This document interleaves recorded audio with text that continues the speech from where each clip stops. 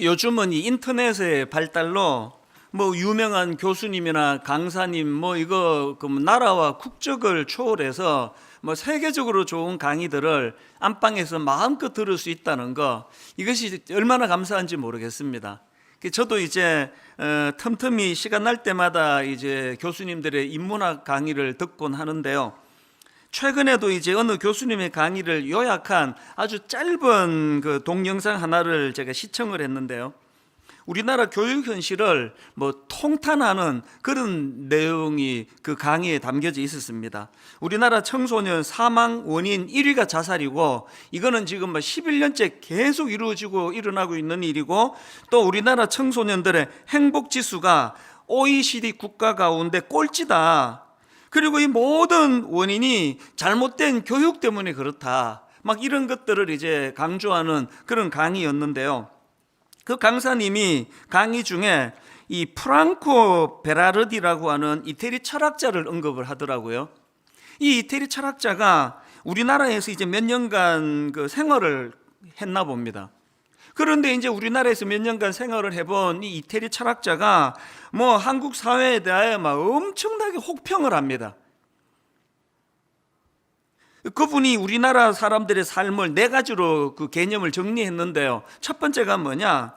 대한민국은 무한 경쟁, 끝없는 경쟁의 사회라는 겁니다. 무한 경쟁이 갖는 표현하는 그 강한 표현이 뭐 와닿지 않습니까? 그런가 하면은 두 번째로 무한 경쟁, 끝없는 경쟁일 뿐만 아니라 대한민국은 극단적인 이기주의로 규정 지을 수 있는 나라라는 겁니다. 뭐 모든 인간이 다 이기주의고 다 그렇지만 대한민국은 막 극단적 이기주의, 자기 눈에는 그렇게 보이더라. 그런가 하면은 세 번째로 그 이태리 철학자가 언급하는 게 뭐냐? 대한민국을 보니까 일상의 사막화. 뭐 한국 사람들의 삶 자체가 사막처럼 삭막하더라. 그걸 강조하는 거 아닙니까? 마지막 네 번째로 그 생활 리듬의 가속화라고 표현했는데요. 영어로 가속화가 acceleration이라는 단어 아니면 그 단어도 굉장히 센 단어인데요. 이 철학자가 뭐 그 단어로도 모자란다고 생각했던지 그 앞에다가 하이퍼라는 접두사를 넣어가지고 하이퍼 액셀러레이션, 이 하이프라는 단어가 과도하거나 지나침을 나타낼 때 사용하는 단어이기 때문에, 그러니까 이 하이퍼 액셀러레이션이라는 이 표현은 초가속화 사회, 너무 정신없이 돌아가기 때문에 정신을 차릴 수가 없다, 그런 표현이에요.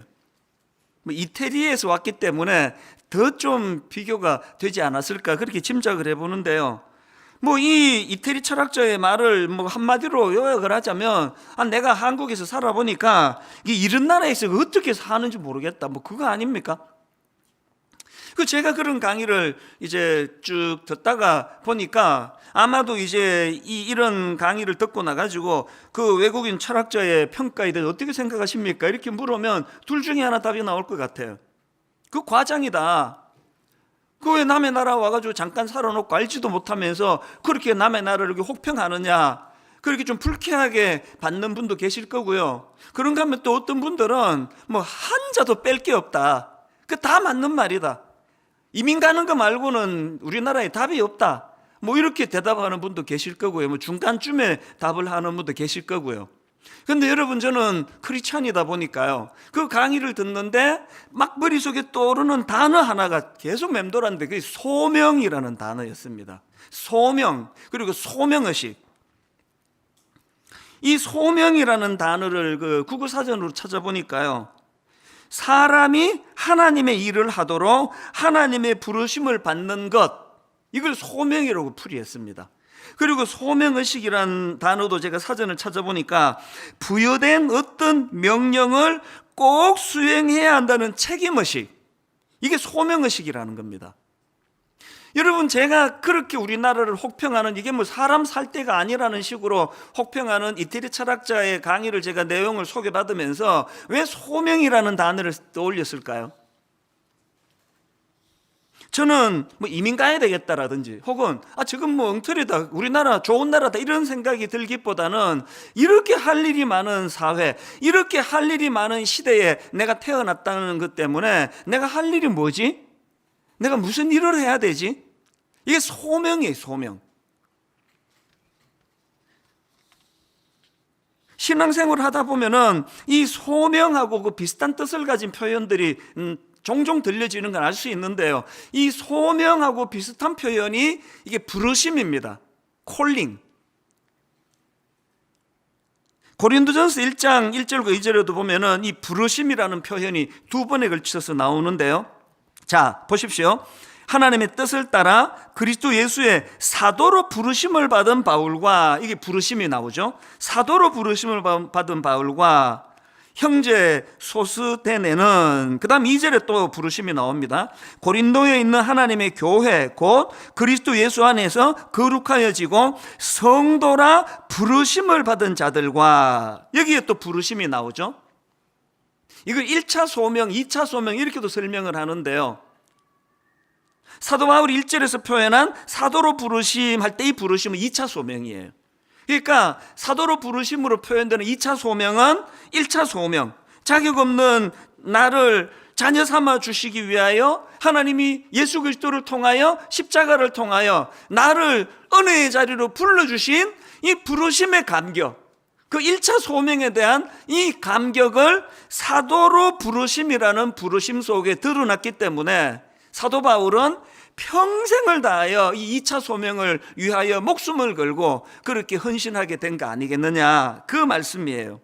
그래서 이제 창리 18주년을 맞은 오늘 저는 이 2차 소명, 우리 모두가 다 은혜를 구원받았던 그 감격을 마음에 담고 어떻게 하면은 이렇게 할 일이 많은 대한민국, 이렇게 할 일이 많은 시대에 우리가 태어났는데 우리는 어떤 소명의식을 가지고 살아야 될 것인가, 그러니까 이런 것들을 오늘 좀 살펴보자는 것입니다. 그래서 저는 오늘 본문에 나와 있는 이 하나님께서 아브라함을 불러주시는 이 창세기 12장 말씀을 좀 분석해 보기를 원하는데요. 여기 보니까 하나님이 아브라함을 부르시는데 명령 두 가지를 내리십니다. 첫 번째 명령이 뭐냐? 떠나라는 명령입니다. 떠나라. 자, 12장 1절을 보십시오. 여호와께서 아브라함에게 이르시되 너는 너의 고향과 친척과 아버지 집을 떠나, 이게 나오죠. 너의 고향과 친척과 아버지 집을 떠나 내가 너에게 보여줄 땅으로 가라. 이게 첫 번째 명령이 뭐죠? 떠나서 새로운 땅으로 가라. 이게 첫 번째 명령입니다. 이 명령에는 두 가지 의미가 담겨져 있는데요. 떠나서 새로운 땅으로 가라는 이 명령에는 이 악한 세상과의 단절의 의미가 담겨져 있다는 사실입니다. 요수아 24장에 보면은 후대인 요수아가 이 창세기 12장에서의 이 의미를 이렇게 부여하는 내용이 나옵니다. 그게 요수아 24장 2절 3절인데 자 들어보세요. 요수아가 모든 백성에게 이르되 이스라엘의 하나님 여호와께서 이같이 말씀하시기를 옛적에 너희의 조상들 곧 아브라함의 아버지 나홀의 아버지 데라가 강 저쪽에 거주하여 다른 신들을 섬겼으나 내가 너희의 조상 아브라함을 강 저쪽으로 이끌어내어. 이 떠나라는 이 말씀의 의미를 요수아는 어떻게 의미를 부여합니까? 다른 신들을 섬기고 있던 그 상태, 그것들로부터의 단절을 의미한다는 겁니다. 이런 맥락으로 보면은요, 사실 이제 이 부르심을 받은 아브라함의 부르심을 받는 과정을 닮은 창세기 12장 바로 앞에 창세기 11장에 바벨탑 사건이 나옵니다. 창세기 11장 4절입니다. 또 말하되 자 성읍과 탑을 건설하여 그 탑 꼭대기를 하늘에 닿게 하여 우리 이름을 내고 온 지면에 흩어짐을 면하자 하였더니, 그러니까 이 창세기 11장에 나오는 바벨탑 사건이라는 것은 홍수 심판 이후로 하나님 앞에 회개하고 그들이 하나님 앞으로 나가는 게 아니라 이제는 인간의 지혜로, 하나님을 배제한 인간의 지혜로 그런 것들을 막을 수 있다. 그게 바벨탑 사건이에요. 하나님께서는 창세기 11장에서 그런 인간의 악한 지혜를 다 깨트려 주시고요. 그리고는 창세기 12장으로 가서 하나님께서는 아브라함을 부르셔서 그곳을 떠나 새로운 곳으로 가라, 이 명령을 내리고 계시다는 사실입니다. 그런가 하면은 이 첫 번째 명령인 떠나라, 이 명령에는 또 한 가지 의미가 더 담겨져 있는데요. 희망 없는 인간들에 대한 하나님의 강권적인 은혜, 하나님의 강권적인 개입하심, 이렇게 이것을 의미를 부여할 수가 있습니다. 여러분, 이 바벨탑 사건으로 상징되는 창세기 11장이 그러니까 하나님을 배제한 인간의 지혜들로 가득한 인간의 지혜를 도모하던 창세기 11장이 어떻게 말씀이 끝나는지 아십니까? 두 가지로 은유가 사용이 되는데요. 자, 창세기 11장 30절을 보십시오. 아브라함의 아내입니다. 사레는 임신하지 못함으로 자식이 없었더라. 그리고 창세기 11장이 어떻게 마무리되는지 아십니까? 맨 마지막 32절입니다. 데라는, 아브라함의 아버지입니다. 데라는 나이가 205세가 되어 하란에서 죽었더라. 임신하지 못함으로, 그리고 또 죽었더라. 이 은유적인 표현이 뭘 의미할까요? 여러분, 지금 우리 성도님들 중에 나는 아기를 원하는데 아직까지 아기가 안 생긴다, 그거를 불임이다, 그렇게 하시면 안 됩니다. 그건 나님이에요. 나님. 이 말 속에는 아직까지는 아기가 생기지 않았지만 희망이 있다는 거예요. 가능성이 있다는 거예요. 이게 나님이에요. 그런데 여기 지금 창세기 11장 30절에 나와 있는 사례는 임신하지 못함으로, 이거는 불임이에요. 이제 여성으로서 아기를 낳을 수 있는 모든 기능이 다 끝났습니다. 그건 나님이 아니고 불임이에요. 여러분, 하나님을 배제한 인간의 지혜를 도모했던 창세기 11장의 마지막이 이 불임이라는 은유적인 표현하고 맨 마지막에서 죽었더라, 이런 은유적인 표현으로 11장이 끝나는데요. 그러니까 이 창세기 11장 하나님의 개입하심이 나오기 직전인 창세기 11장에서 하나님의 은혜, 하나님의 개입하심을 배제한 인간의 노력, 인간의 지혜로 상징되는 그 바벨탑 사건이 어떻게 끝나느냐고요? 불임으로 끝나고 죽었더라라는 은유적으로 표현한다는 건 철저한 인간의 실패를 말하는 겁니다. 나님이 아니라 불임이라는 걸 강조하는 건 0.01%도 희망이 없다는 걸 제가 강조하기 위해서예요. 완전히 인간의 시도가 다 무력화되고 비참한 상태에 빠진 죽었더라로 끝나는 창세기 11장에 비로소 그때부터 창세기 12장에서 아브라함을 향하신 믿음의 조상이라고 일컬어지는 아브라함을 향하신 인류를 향한 하나님의 개입하심이 시작이 되더라는 거예요. 저는 이런 의미에서 지금 이 코로나 바이러스가 이게 막 온 지금 지구를 뒤덮는 이 사건이요, 진짜 중요한 영적인 메시지가 있다고 생각합니다. 오늘 이 시대는요, 창세기 11장을 겪고 있는 거예요. 얼마나 그동안 교만했습니까? 게다가 이번 코로나 바이러스 사건을 통해 우리가 이 선진국이라고 하는 미국, 유럽에 대한 환상이 다 깨지는 거 아닙니까? 인간의 지혜라는 건 도토리 키재기더라고요. 그저께도 제가 보니까 남미의 어떤 나라가 하루에 확진자가 2만 명이 됐대. 2만 명. 제가 하루 전에 본 기사입니다. 미국이 지금 오히려 다 우리를 부러워해요. 우리 온 가족들이 이제 한국은 이제 그런 거 다 잦아든 것 같다고. 여전히 미국의 우리 가족들은 문 밖 출입이 안 되고 있는 상황이에요. 지금은 창세기 11장 상황입니다. 하나님을 배제한 인간들의 그 지혜 앞에 얼마나 우리가 하나님 앞에 교만했던가. 그렇기 때문에 여러분, 지금이야말로 우리 모두가 다 회개해야 될 때예요. 바벨탑을 추구했던 이 세상을 따라갔던 우리가 하나님 앞에서 회개하는 시간이 이 시대에 필요하고요. 그런가 하면은 지금 이 코로나 바이러스 때문에 어려움을 겪는 성도님들이 엄청 많으시잖아요. 막 경제적으로도 너무 힘드시고 저한테도 막 하루가 멀가하고 눈물로 호소를 하고 계십니다. 오늘 여러분의 삶이 창세기 11장 같으세요? 절호의 기회예요. 하나님의 부르심에 눈을 들 때가 온 거예요. 여러분, 하는 일마다 안 되고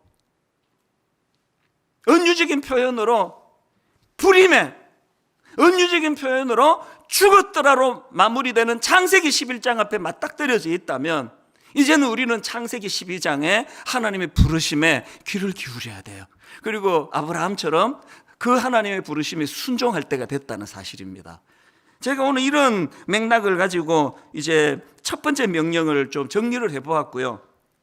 그런가 하면 하나님의 두 번째 명령은 너는 복이 될지라. 자, 12장 2절입니다. 내가 너로 큰 민족을 이루고 너에게 복을 주어 내 이름을 창대하게 하리니 너는 복이 될지라. 오해하지 마세요. 여기 나와 있는 너는 복이 될지라는 이 축복이 아니고요, 명령형이에요. 그 앞에 너에게 복을 주어, 이게 우리가 말하는 그 축복이고요. 여기 나와 있는 너는 복이 될지라, 이거는 하나님의 그 복 주심에 대한 약속이 아니고 우리를 향한 명령입니다. 너는 복이 될지라. 이 부분은 이제 제가 뒷부분에서 이제 다시 좀 언급을 하기로 하고요. 어쨌든 이제 하나님께서는 완전한 그 불임과 또 죽었더라로 표현되는 인간의 절망적인 상태에서 하나님이 개입을 하시는데, 창세기 12장이고요. 두 가지 명령을 주셨다 그랬습니다. 떠나라, 너는 복이 될지라. 저는 이 말씀들을 가지고 이제 창립 18주년을 맞은 오늘 이제 우리 개인과 또 분당 우리 교회와 한국 교회가 나아가야 될 방향들을 이제 한 두 가지로 제가 적용을 해보았습니다. 두 가지 적용 중에 오늘 본문을 가지고 해야 되는 첫 번째 적용이 뭐냐? 신앙생활이란 건 이 믿음으로 발걸음을 옮기는, 이 중요합니다. 믿음으로 발걸음을 옮기는 도전적인 삶이라는 것, 이 도전적인 삶이라는 것, 이걸 기억하셔야 된다는 겁니다. 아브라함이요, 그 하나님의 그 도전장 앞에 이제 순종해서 이제 생전에 알지 못했던 미지의 세계를 향하여 아브라함이 발걸음을 옮기지 않습니까? 그런데요, 그 내용을 담고 있는 1절에서 굉장히 중요한 포인트 하나가 있습니다. 자, 1절 다시 보십시오. 여호와께서 아브라함에게 이르시되 너는 너의 고향과 친척과 아버지의 집을 떠나 내가 너에게 보여줄 땅으로 가라. 여기서 제가 강조하는 포인트는요, 너에게 보여준 땅이 아니에요. 너에게 보여줄 땅입니다. 아브라함 입장에서 이게 얼마나 막막한 이야기입니까? 너에게 보여준 땅이 아니에요. 그랬는데 여러분, 아브라함은 그 막막한 하나님의 명령 앞에 순종을 하는데, 그 순종할 수 있었던 원동 여기 4절에 나옵니다. 뭘 붙잡았길래 이렇게 순종하게 되었느냐? 4절입니다. 이에 아브라함이 여호와의 뭘 따라갔습니까? 말씀을 따라갔고요. 말씀을. 보여주신 그 어떤 환상이 아닙니다. 말씀을 따라갔습니다. 저는요, 창립 18주년을 앞두고 지난 한 주간 동안 제 인생에서 참 굵직굵직하게 그 전환이 일어났던 몇 번의 사건이 있었는데요, 그것들을 되짚으면서 참 제가 가슴이 뭉클뭉클하고 은혜를 받는 그런 시간을 가졌습니다.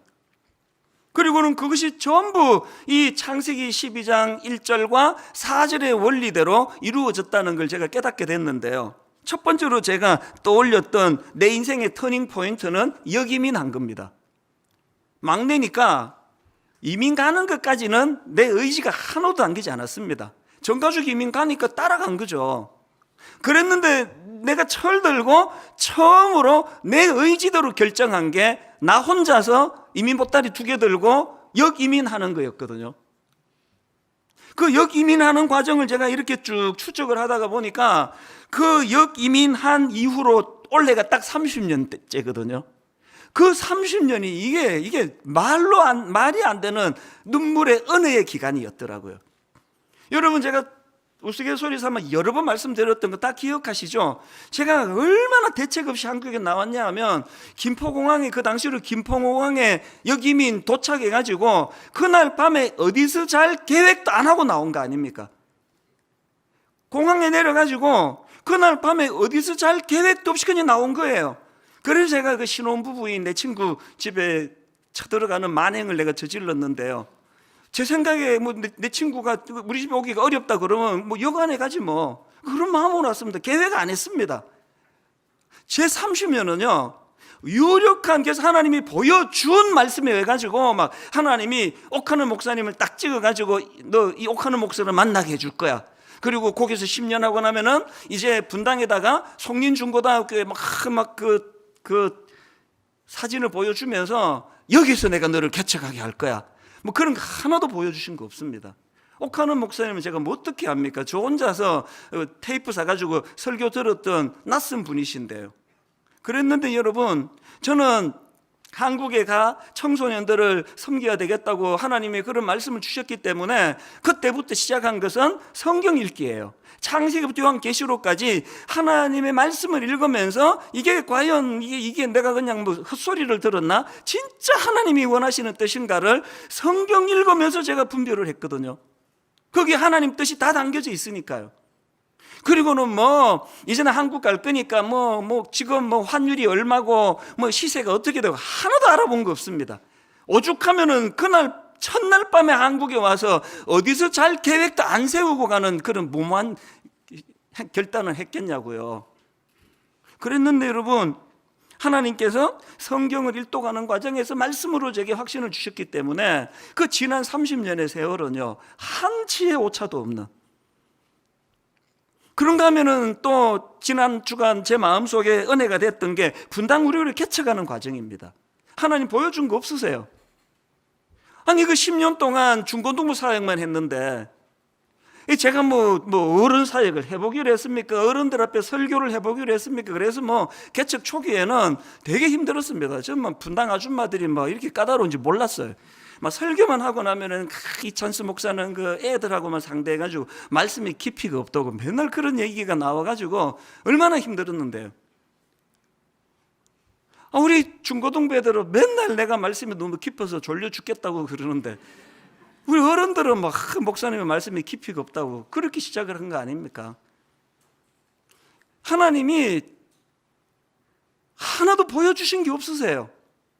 근데 제가 옥하는 목사님을 10년간 가까이서 지켜뵈니까 이분은 싹뿐이 아니라 진짜 종이시다. 그 믿음이 가니까 하나님이 이분을 통해서 내게 말씀하신다고 믿었기 때문에 내 의지와 내 생각과 내 의지대로라면요, 목사님 한 2, 3년 교구사역 하다가 가겠습니다, 그렇게 말씀을 드렸겠죠. 그 자리에서 순종했거든요. 지난 18년 동안 분당 우리 교회가 어떻게 인도받아 왔는지는 여러분이 다 증인들 아니십니까? 1만 성도 파송 운동도 마찬가지예요. 하나님이 뭘 보여주셨겠냐고요, 저한테 새벽에 자다 일어나가지고. 그래서 제가 속이고 싶지 않아요. 내가 엄청나게 무슨 철학이 있고 어떤 의식이 있고 그래서 그런 거 아니고요. 자다 일어나가지고 그냥 잠결에 하나님의 마음을 알았기 때문에 네 한 교회만 이렇게 몰려드는 거 옳은 거 아니다라고 그렇게 말씀으로 깨달음이 있었기 때문에 그냥 이게 해야 되는 일이기 때문에 약속을 드린 거 아닙니까? 그리고는 그 다음 날부터 지금까지 7년 동안 정말 힘들었습니다. 왜? 될 것 같지가 않으니까. 아니 내가 무슨 수로 10,000명에서 15,000명을 나가라고 그러겠냐고요.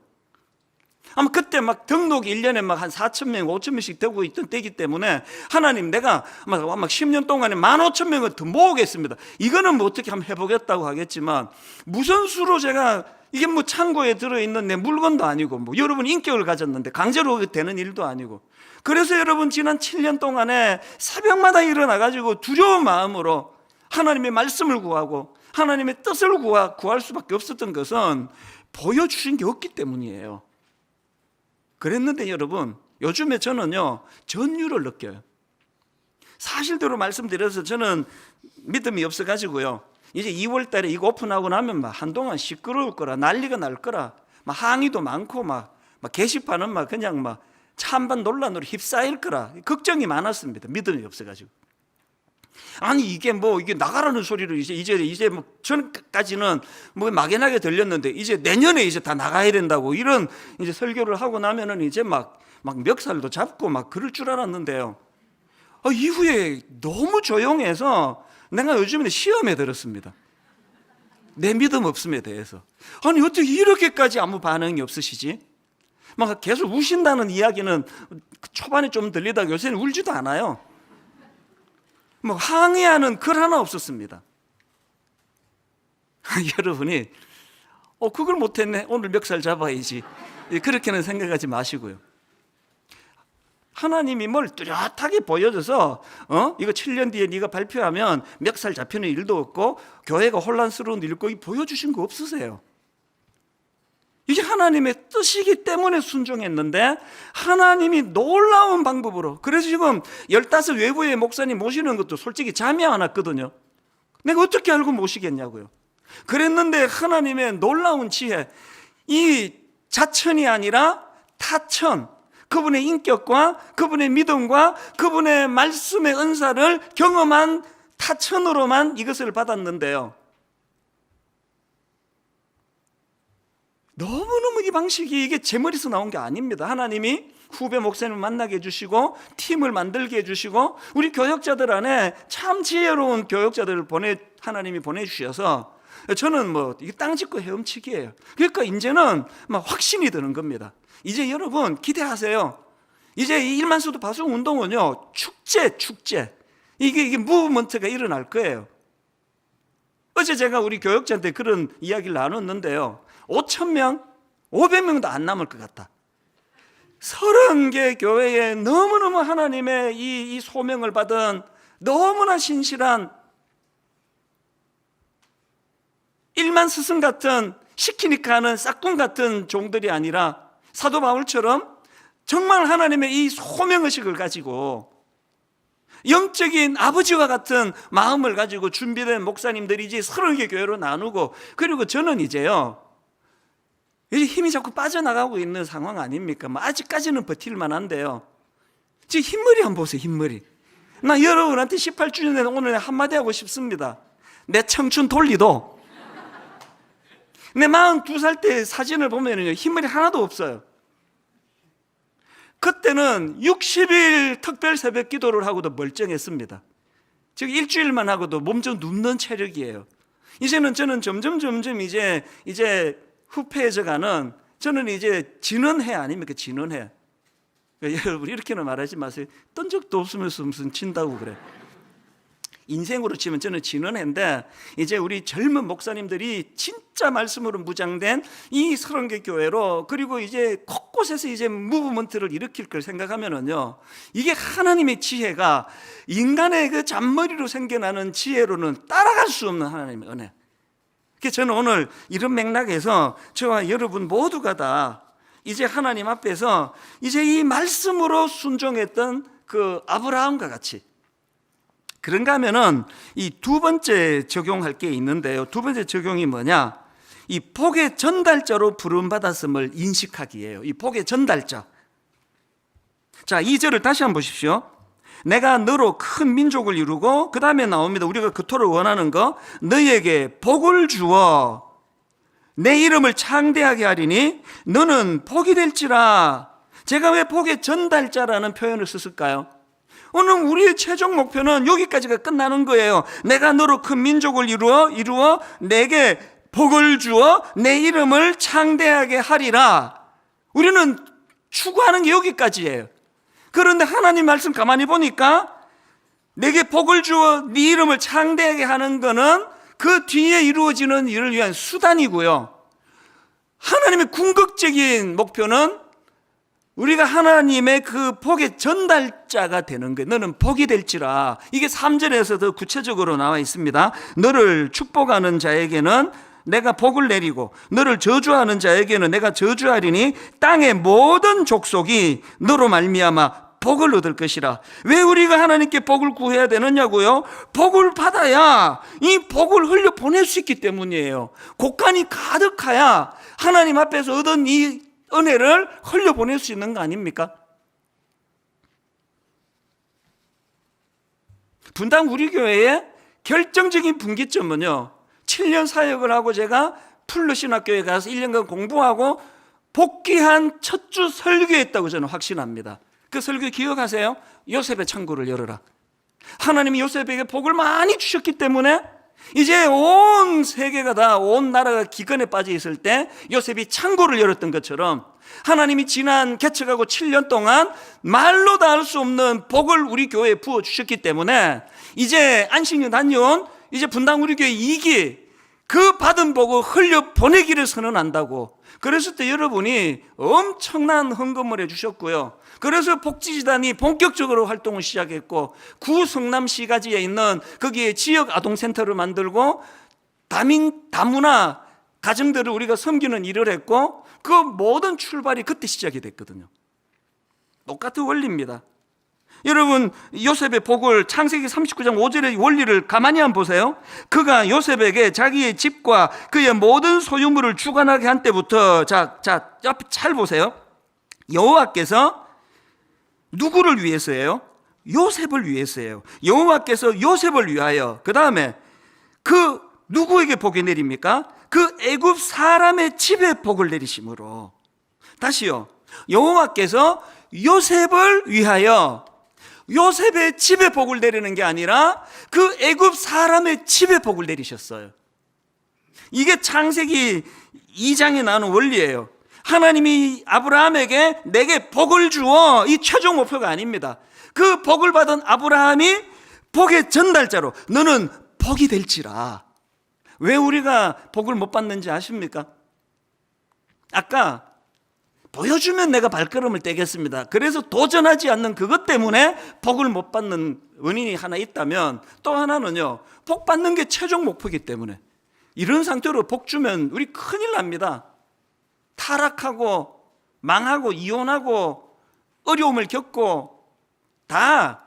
그래서 저는 지난 한 주간 동안 꿈 넘어 꿈, 참 하나님 앞에 형통의 복을 누리기 원합니다. 이 우리가 꾸는 꿈이에요.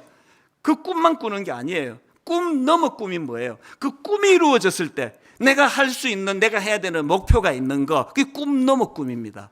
여러분, 복 받기 원하세요? 꿈 넘어 꿈을 꾸세요. 주신 이 복을 어떻게 흘려보내기를 원하느냐? 하나님이 요셉을 위하여 그 애굽 사람의 집에 복을 내림으로.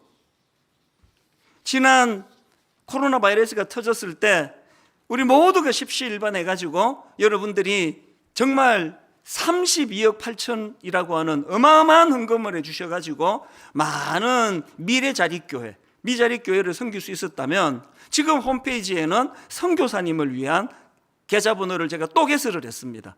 지금 믿음으로 선교 각지에 있던 수많은 선교사님들이 어려움을 겪고 있고, 그분들이 지금 국내로 귀국을 했을 때 머물 집이 없다는 이야기를 듣고 제가 거기에 다시 올렸습니다. 저는 여러분들이 32억 8천만 원이라는 어마어마한 헌금을 계좌번호 하나만 보고 무명으로, 거기에는 금액을 헌금하신 분이 꽤 되시는데 전부 이름 없이 그렇게 헌금하시는 걸 보고 요즘 그 청년들의 유행어 하나가 제가 딱 떠올랐습니다. 살아있네. 여러분, 우리 한국교회 살아있습니다. 희망 있습니다. 꿈 넘어 꿈을 품고 받은 복을 흘려보내기를 원하시는 수많은 성도들이 계시는 한 한국교회 살아있습니다. 희망 있습니다. 하나님이 역사하실 줄로 믿습니다.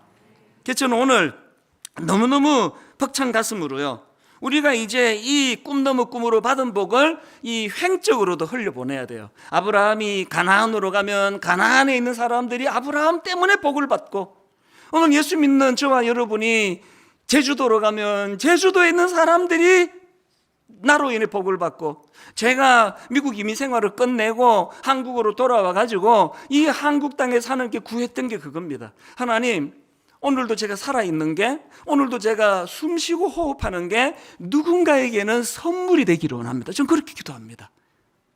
하나님, 제가 오늘 이민생활 끝나고 한국으로 온 게 이것이 한국의 성도들과 한국 사회에 이것이 유익이 되기를 원합니다. 아이고, 그냥 미국에 있지, 쓸데없이 와가지고 물 흐리고 앉았네, 이런 소리 듣고 싶지 않거든요. 기도하세요. 하나님, 오늘 내가 살아 호흡하는 것이 누군가에게는 선물이 되기를 원합니다.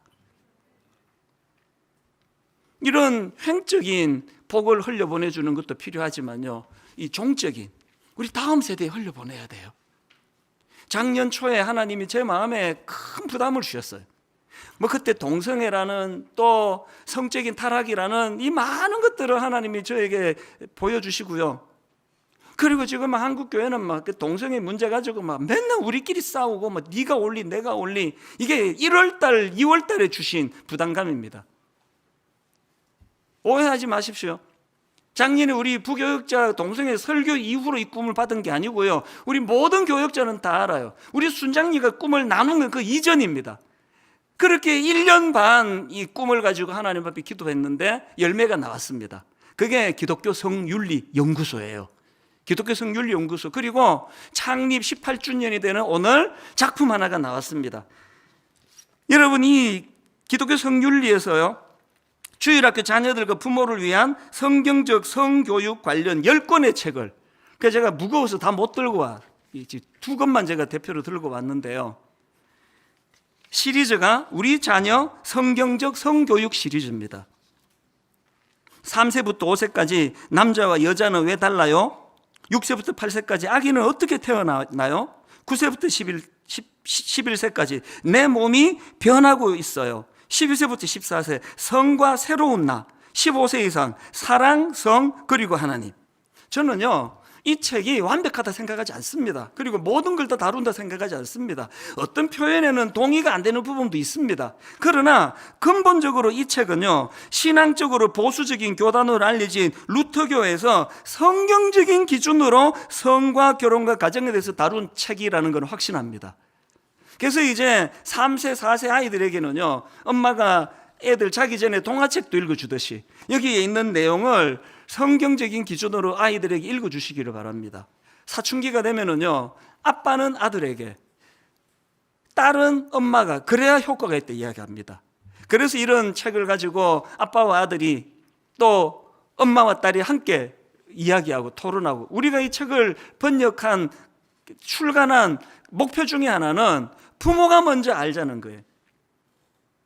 오늘 예배가 끝나자마자 바로 홈페이지로 들어가셔서 이 10권의 쓰임새에 대하여 우리 이정규 목사님이라고 제가 참 아끼는 우리 후배 목사님인데요, 이 책의 그 쓰임새에 대하여 강의를 너무 잘해 주셨고, 저도 거기에 짧은 강의가 하나 있습니다. 그래서 이제 인터넷으로 여러분 꼭 이 책을 구입하기를 제가 권면해 드립니다. 이거 팔아가지고 뭐 우리 교회한테 저한테 오는 거 하나도 없습니다. 여러분 이 책을 꼭 구입하시기를 제가 강권하고 싶습니다. 부모님들이 공부하기 시작해야 되고요. 그런가 하면은 예배 마치고 여러분들이 이제 정말 하나님 앞에서 이제 내가 받은 이 복을 우리 자녀들에게 흘려보내야 되겠다.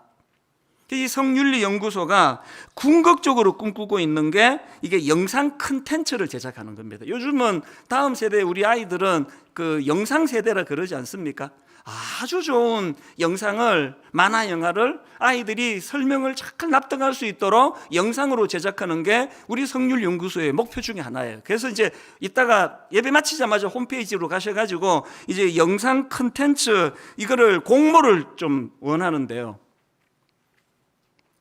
그리고 이 책들이 이게 주로 청소년까지이기 때문에 이제 조만간 빠른 시간 안에 우리 대학 청년들을 위해 가지고 동성애에 대한 성경적 가치관을 제시하는 좋은 책이 이제 곧 한 권 나올 것이에요. 이미 이런 일을 하는 단체들과 또 우리 강사님들과 이제 교류를 통해서 치우치지 않는 이런 중심을 잡아 나가도록 기도해 주시기를 바랍니다. 결론을 전 이렇게 맺기를 원합니다. 가평 우리 마을 똑같습니다. 하나님께서 그 한 권사님과 한 집사님 가정을 통하여 그 동산을 우리에게 주셨는데 이제 거기에 하나님의 뜻을 잘 펼칠 책임이 우리에게 있거든요. 그래서 여러분 분당 우리 교회 가평 우리 마을이 진짜 함께 울고 함께 웃는 동산, 특히 지친 자들, 약자들, 그들에게 막 무료로 이런 것들을 막 다 제공할 수 있는 어떤 컨텐츠가 필요하니까요. 여러분 좋은 아이디어를 주시고요. 더 중요한 거, 이제 총괄 디렉터, 실제적으로 일할 전문가를 찾습니다. 제가 할 일은 여기까지고요. 이 이상 담임 목사가 설치면 그 100% 망합니다. 저는 이제 더 이상 여기에 관여하면 안 된다고 생각합니다. 여러분이 하세요. 전문가들을 추천해 주시고 총괄 디렉터를, 그래서 여러분 거기에 나와 있는 여러 가지 우리가 꿈꾸는 일들이 잘 이루어지기를 바랍니다. 이제 저는 한 가지만 더 살펴보고 말씀을 마무리하기를 원하는데요, 이 모든 것을 주도하시는 분이 하나님이시라는 것, 이것으로 결론을 맺어야 합니다. 자, 오늘 본문 12장 2절과 3절 뭘 강조하는지를 보시면서 읽고 마무리하겠습니다. 자, 보십시오. 내가, 여호와 하나님을 두고 하는 당신의 표현입니다. 내가 너로 큰 민족을 이루고, 그리고 우리말에는 빼버렸지만요, 그 히브리어로 보면은 관로에 있는 것들이 다 들어있는 내용이에요. 자, 다시 읽어드립니다. 내가 너로 큰 민족을 이루고 내가 너에게 복을 주어 내가 너의 이름을 창대하게 하리니 너는 복이 될지라. 너를 축복하는 자에게는 내가 복을 내리고 너를 저주하는 자에게는 내가 저주하리니. 여러분, 이 5번에 나와 있는 내가 뭘 강조하는 겁니까? 오늘 이 설교 듣고 맞아, 나 도전해야 되겠다, 맞아, 한번 내가 변화돼야 되겠다, 이게 설교 잘못 들으신 거예요. 창립 기념주일 우리가 하나님 앞에 내려야 되는 결론은 하나님은 오늘도 주권적으로 일하신다는 거. 창세기 11장에서 불임과 죽었더라로 표현되는 인간의 비참한 역사 앞에서 오늘도 하나님은 주권적으로 창세기 12장을 열어가고 계신다. 하나님의 이 주권 앞에 순종하며 나가야 되겠다. 이것을 결심하는 그런 창립 기념주일이 되기를 바랍니다. 시편 16편 2절 읽고 말씀을 마치겠습니다. 내가 여호와께 아뢰되 주는 나의 주님이시오니 주 밖에는 나의 복이 없다 하였나이다. 내가 여호와께 아뢰되 주는 나의 주님이시오니 주 밖에는 나의 복이 없다 하였나이다. 이 사실을 철저하게 인식하고 하나님을 배제하고 바벨탑을 쌓고자 하는 이 시대에 절대로 거기에 흔들려 끌려가지 아니하고 창세기 12장에 주도하시는 하나님 앞에 순종하는 아브라함과 같은 믿음의 성도님들 되시기를 주님 이름으로 축원합니다.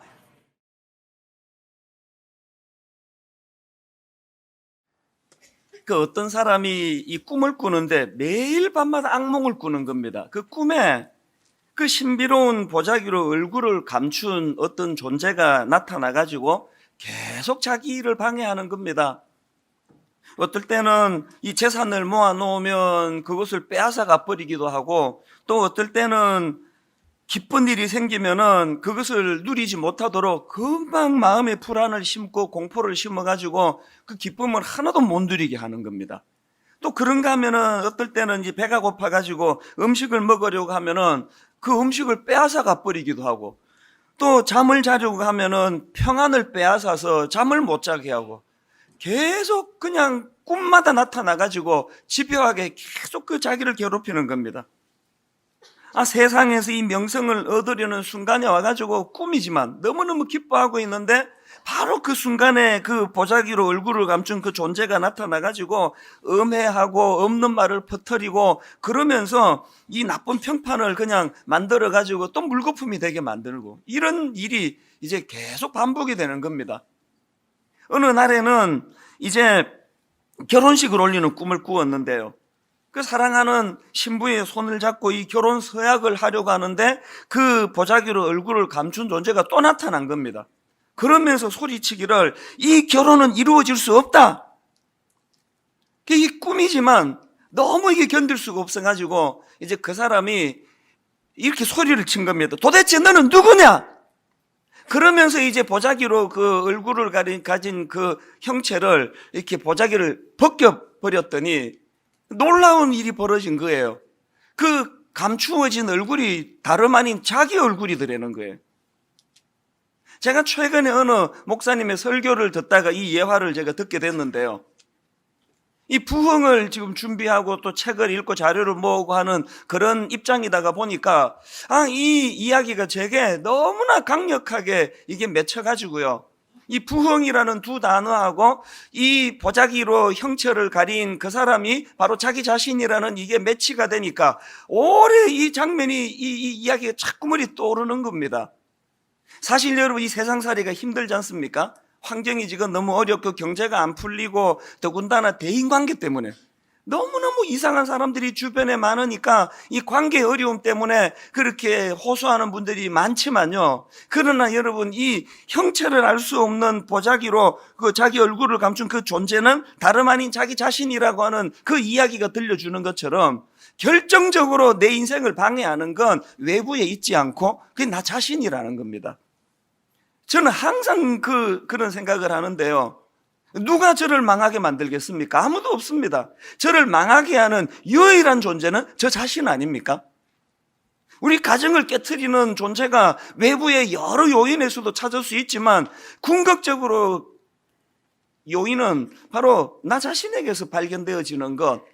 저는 그 보자기 이야기를 듣고 난 이후로 요즘에 우리 청년들이 이 부흥과 관련해 가지고 이제 자주 부르는 그 찬양 가사 하나가 머릿속에 이렇게 불쑥 들어오더라고요.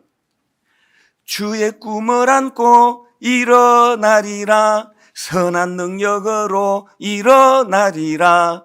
이 땅의 부흥과 회복은 바로 나로부터 시작되리. 주의 꿈을 안고 일어나리라, 선한 능력으로 일어나리라. 이 땅의 부흥과 회복은 바로 나로부터 시작되리. 여러분, 이제 우리가 이 부흥에 관한 설교를 이제 몇 주 동안 들으실 동안에 내내 이 찬양 가사를 기억하셔야 됩니다. 주의 꿈을 안고 일어나야 되고요, 선한 능력으로 일어나야 되는데, 그 부흥과 회복은 다른 그 무엇으로서가 아니라 나 자신부터 시작이 되는 거예요. 우리가 너무너무 이제 한국 교회 안에 참 슬픈 그 현상이 뭐냐? 이 비관주의. 뭐 계속 말만 하면 한국 교회는 안 된다, 우리 교회는 어렵다, 우리 교회는 부흥이 안 된다, 이런 말들을 대내고 있지만 진짜 안 되는 것은요, 자기를 돌보지 않고 남들만 보는 태도 아닙니까? 그래서 이 부흥을 우리가 설교를 들을 때 항상 이 땅의 부흥과 회복은 바로 나로부터 시작되리. 우리 자신이 우리를 점검하고 우리 자신을 돌아보고 하나님은 우리에게 부흥의 길로 인도하시는데 그것을 가로막는 짓을 하는 자는 다름 아닌 나 자신이다. 이걸 자각하는 거예요. 여러분, 우리가 사명과 관련해서 잘 아는 이사야 6장 8절 말씀도 마찬가지 아닙니까? 내가 또 주의 목소리를 들으니 주께서 이르시되 내가 누구를 보내며 누가 우리를 위하여 갈고 하시니 그때에 내가 이르되 내가 여기 있나이다, 나를 보내소서 하였더니, 뭐 사명과 관련해서 이 구절을 모르는 분 아마 거의 없을 거예요. 굉장히 유명하고 또 중요한 말씀인데, 여러분 여기서 중요한 게 뭔지 아십니까? 내가 여기 있나이다, 나를 보내소서, 이 8절 말씀이 있기 바로 전에 무슨 말씀이 전제가 되느냐 보니까요, 바로 그 앞에 나오는 이사야 6장 5절을 보십시오. 그때에 내가 말하되 화로다 나여 망하게 되었도다. 여러분, 지금 하나님께서는 내가 여기 있나이다, 나를 보내소서, 이런 인생의 확신이 있는 사람은 얼마나 행복하겠습니까? 자기 인생에 꿈이 있고 인생의 목표가 있고 내가 어디로 가야 되고 뭘 하며 살아야 되는지를 분명하게 아는 이사야 6장 8절, 이 말씀이 가능하기 위해서는 이 말씀의 바로 앞에 나오는 전제가 뭐라고요? 화로다 나여 망하게 되었도다.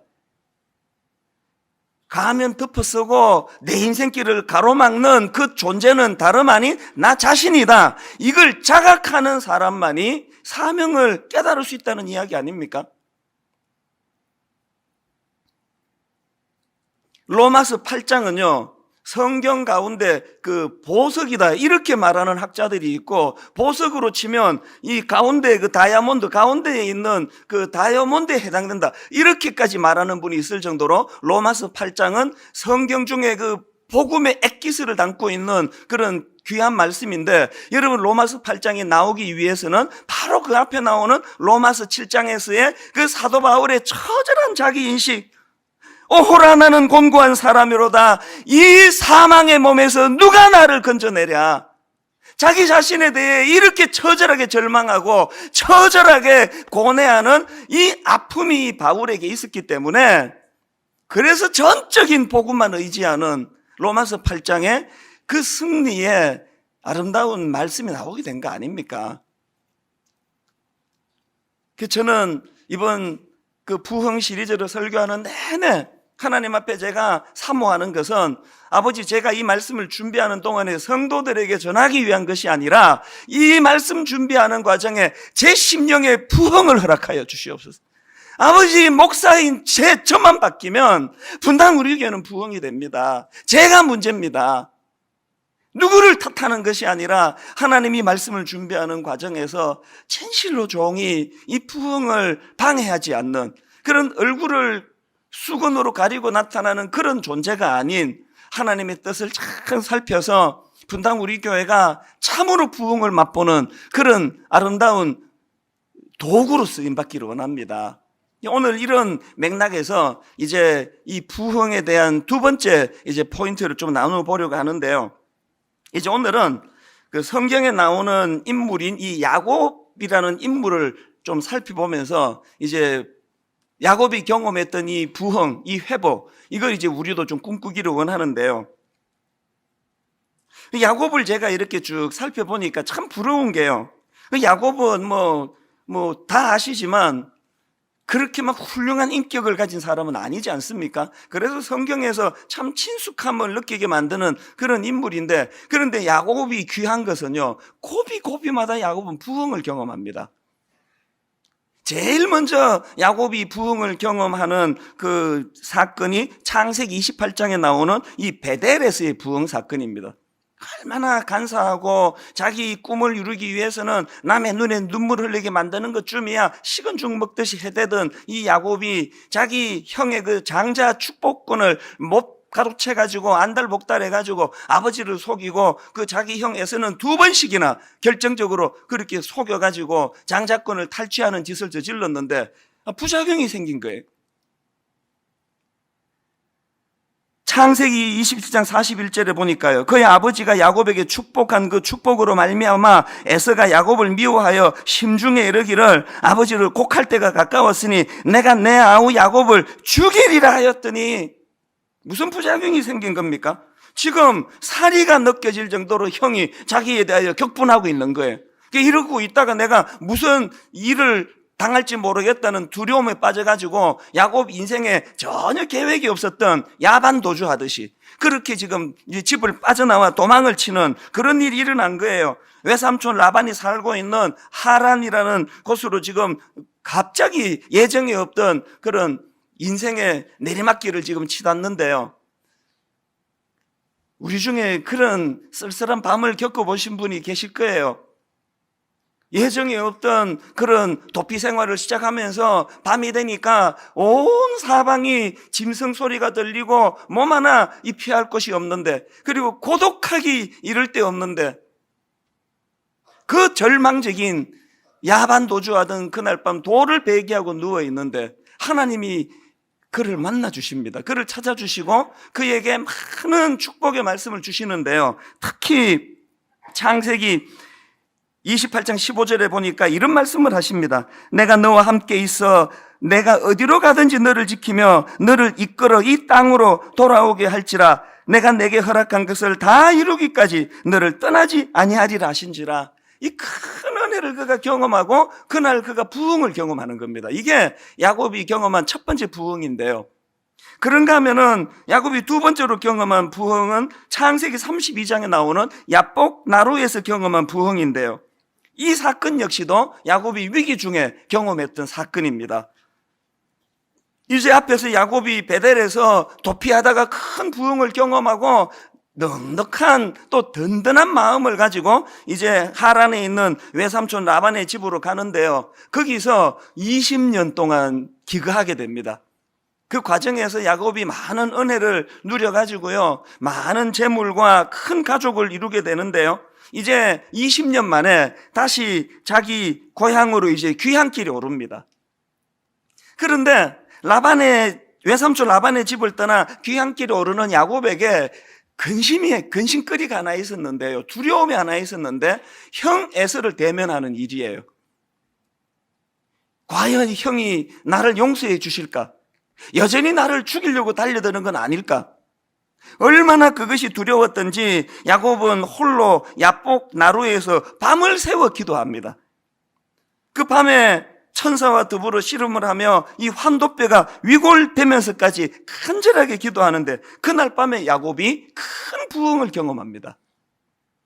그 감격이 얼마나 컸던지 창세기 32장 30절에서 야곱이 이런 표현을 씁니다. 그러므로 야곱이 그곳 이름을 브니엘이라 하였으니 그가 이르기를 내가 하나님과 대면하여 보았으나 내 생명이 보존되었다 함이더라. 이 큰 부흥을 경험하고 이제 형 에서를 대면하는데 하나님이 그 마음을 다 녹여주신 거 아닙니까? 그래서 생각지도 못한 극적인 화해가 이루어집니다. 창세기 33장 4절 에서가 달려와서 그를 맞이하여 안고 목을 어긋 맞추어 그와 입 맞추고 서로 우니라. 야곱 일생 중에 가장 기뻤던 날일 거예요. 이제 야곱에게 더 이상 문제가 없어진 거예요. 이제 장애물이 없습니다. 이제 고향으로 다시 돌아왔죠. 가장 인생의 근심거리를 제공했던 그 문제가 풀려졌죠. 그러면 야곱이 어떻게 해야 되는 겁니까?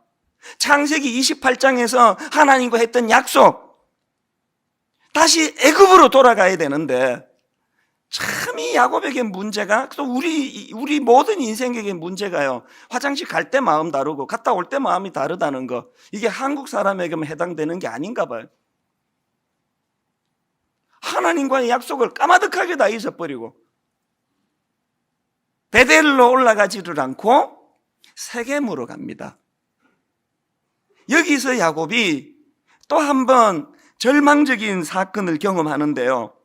창세기 34장 1절 2절입니다. 레아가 야곱에게 낳은 딸 디나가 그 땅의 딸들을 보러 나갔더니 히위 족속 중 하몰의 아들 그 땅의 추장 세겜이 그를 보고 끌어들여 강간하여 욕되게 하고, 여러분, 아비로서 이것보다 더 절망적인 사건이 있겠습니까? 더군다나 그 과정에서 야곱의 아들들이 분노해가지고 그 복수를 해버리는 바람에 지금 야곱 일행이요, 그 지역 사람들에게 몰살당할 위기에 지금 처해 있습니다. 베델로 가지를 않고 세겜으로 달려간 야곱에게 찾아온 또 다른 고난, 이 절망적인 상황 앞에 야곱이 다시 한번 하나님 앞에 결단하는 부흥을 이제 경험하게 되는데요. 이게 야곱이 경험한 세 번째 부흥입니다. 그게 오늘 본문 창세기 35장 3절 말씀입니다. 우리가 일어나 베델로 올라가자 내 환난 날에 내게 응답하시며 내가 가는 길에서 나와 함께 하신 하나님께 내가 거기서 제단을 쌓으려 하노라 하며, 이 야곱의 세 번째 부흥이 왜 중요한가 하면은 여기서 지금 이 야곱의 인식이 달라진 거예요. 뭐가 달라졌느냐? 바로 그 다음 나오는 창세기 35장 6절 7절을 보십시오. 야곱과 그와 함께한 모든 사람이 가나안 땅 루스 곧 베델에 이르고 그가 거기서 제단을 쌓고 그곳을 엘 베델이라 불렀으니 이는 그의 형의 낯을 피할 때에 하나님이 거기서 그에게 나타나셨습니다. 이 베델은 원어로 보면 하나님의 집이란 뜻이에요. 그런데 여러분, 거기다가 하나님을 뜻하는 엘을 야곱이 더 덧붙입니다. 베델이 하나님의 집이라는 뜻이라면 엘 베델은 그 하나님이 하나님의 집에 거하시는 하나님. 베델과 엘 베델의 차이를 아시겠죠? 베델은 하나님의 집, 다시 말해 그 공간을 강조한 것이라면 엘 베델은 그곳에 계시는 하나님을 강조한 거예요. 이게 부흥을 경험한 다윗에게서 나타난 결정적인 변화예요. 오늘 여기 수많은 사람들이 하나님의 베델을 원합니다. 엘 베델을 원하지 않아요. 그냥 복만 달라는 게, 복만. 하나님에 대해서 관심 별로 없고 복만 주시래, 복. 뭐 그분이 뭐 알라신이든 뭐 부처님이든 뭐 하나님이든 나 관심 없고 그냥 베델, 그 복만 달라는 게, 복만.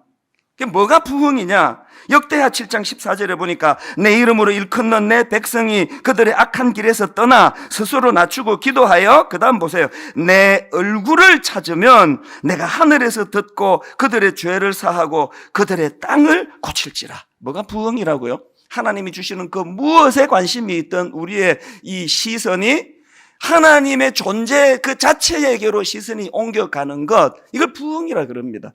옛날 우리 어른들은요, 이 찬양 많이 불렀습니다. 존귀 영광 모든 권세 주님 홀로 받으소서, 멸시천대 십자가는 제가 지고 가오리니. 요새 이 찬양 거의 안 부르는 것 같아요. 일말의 가책이 양심이 있어가지고. 정말 그렇게 되기를 원하십니까? 존귀 영광 모든 권세 주님이 받으실 수만 있다면 멸시천대 십자가 내가 기꺼이 지고 가겠습니다. 여러분 정말 그렇게 원하세요?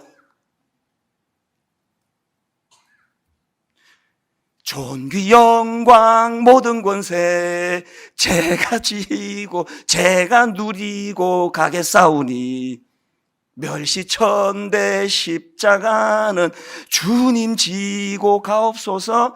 딱 신앙의 행태가 이거 아닙니까? 주님이 어떤 조롱을 당하시든 주님의 이름이 이 세상에서 안 믿는 사람들에게 짓밟히든 말든 그저 내 한 교회 잘 되고 그저 내가 갖고 있는 이 지분, 제가 제일 두려운 게 뭔지 아십니까? 내 은퇴하고 노망 들까 봐 그게 제일 두려워요. 제일 내가 개척한 교회 죽을 때까지 내가 여기서 내 지분을 누리고 내 그렇게 될까 봐 그게 제일 두려운 거예요. 그래서 한때는요 정말 하나님 한때는 제가 오래 살지 않게 해달라고, 내 역할이 다 끝나면 고통당하지 않고 바람처럼 아버지 내 존재가 사라지기를 원합니다. 요새는 그런 기도를 안 합니다. 가평에 대한 이제 사명이 생기고부터는 하나님 저 오래 살게 해달라고. 부흥은요 베델에서 엘 베델, 하나님의 집에 관심을 갖고 있다가 하나님의 집에 거하시는 하나님에게로 관심이 옮겨가는 것, 저는 이런 영적 부흥이 일어나게 되기를 바랍니다. 그래서 오늘 저는 이 본문 말씀을 가지고요 이 부흥과 관련한 이 세 가지 요소에 대해서 좀 살펴보려고 하는데요. 자, 첫째로 오늘 본문에서 발견되는 이 부흥과 관련된 세 가지 요소 중에 첫째가 뭐냐, 이 배후에서 주도하시는 하나님. 지난 주일에도 강조했고 또 강조하고 앞으로 또 강조할 거예요. 부흥이 하나님이 주도하시는 거면 부흥이고요, 인간이 주도하면 그 사이비예요. 여러분, 제가 앞에서 창세기 35장 3절에서 야곱이 우리가 일어나 베델로 올라가자 이렇게 선언했다고 말씀드렸는데, 그 야곱의 선언이 있기 바로 전에 뭔 일이 있었나, 그 앞에 1절을 한번 보십시오. 하나님이 야곱에게 이르시되 일어나 베델로 올라가서 거기 거주하며 내가 내 형 에서의 낯을 피하여 도망하던 때에 내게 나타났던 하나님께 거기서 제단을 쌓으라 하신지라. 야곱이 일어나 베델로 올라가자라고 선언하기 전에 선행하는 하나님의 개입하심, 일하심, 하나님의 주도하심, 이게 1절에 나와 있다는 거예요. 사실 그러고 보면은요 이 야곱의 일생을 쭉 정리해 보면은 요약하면 이 싸움이에요. 자기가 원하는 데 머물기를 원하는, 자기가 하고 싶은 일을 하고 살기를 원하는, 세겜에 머물기를 원하는 이 야곱의 자아하고 그런 야곱을 쳐서 복종시켜 일어나 베델로 가자라고 선언하게 하기를 원하시는 이 하나님과 야곱의 자아와의 싸움, 이게 야곱의 일생이고요, 그게 우리의 인생 아닙니까? 제가 여러 번 말씀드렸지만 이 요나서 1장에서 참 제가 늘 은혜를 받는 게 뭐냐, 요나서 1장은요 두 그러나의 대결이에요. 두 그러나. 첫 번째 나오는 그러나는 요나서 1장 3절입니다. 그러나 요나가 여호와의 얼굴을 피하려고 일어나 다시스로 도망하려 하여 욥바로 내려갔더니, 여기 나오는 3절에 나오는 그러나는 하나님의 명령에 반항하는 그러나, 하나님의 말씀에 불순종하는 그러나, 하나님의 뜻을 거역하는 자기 자아의 못된 그러나예요.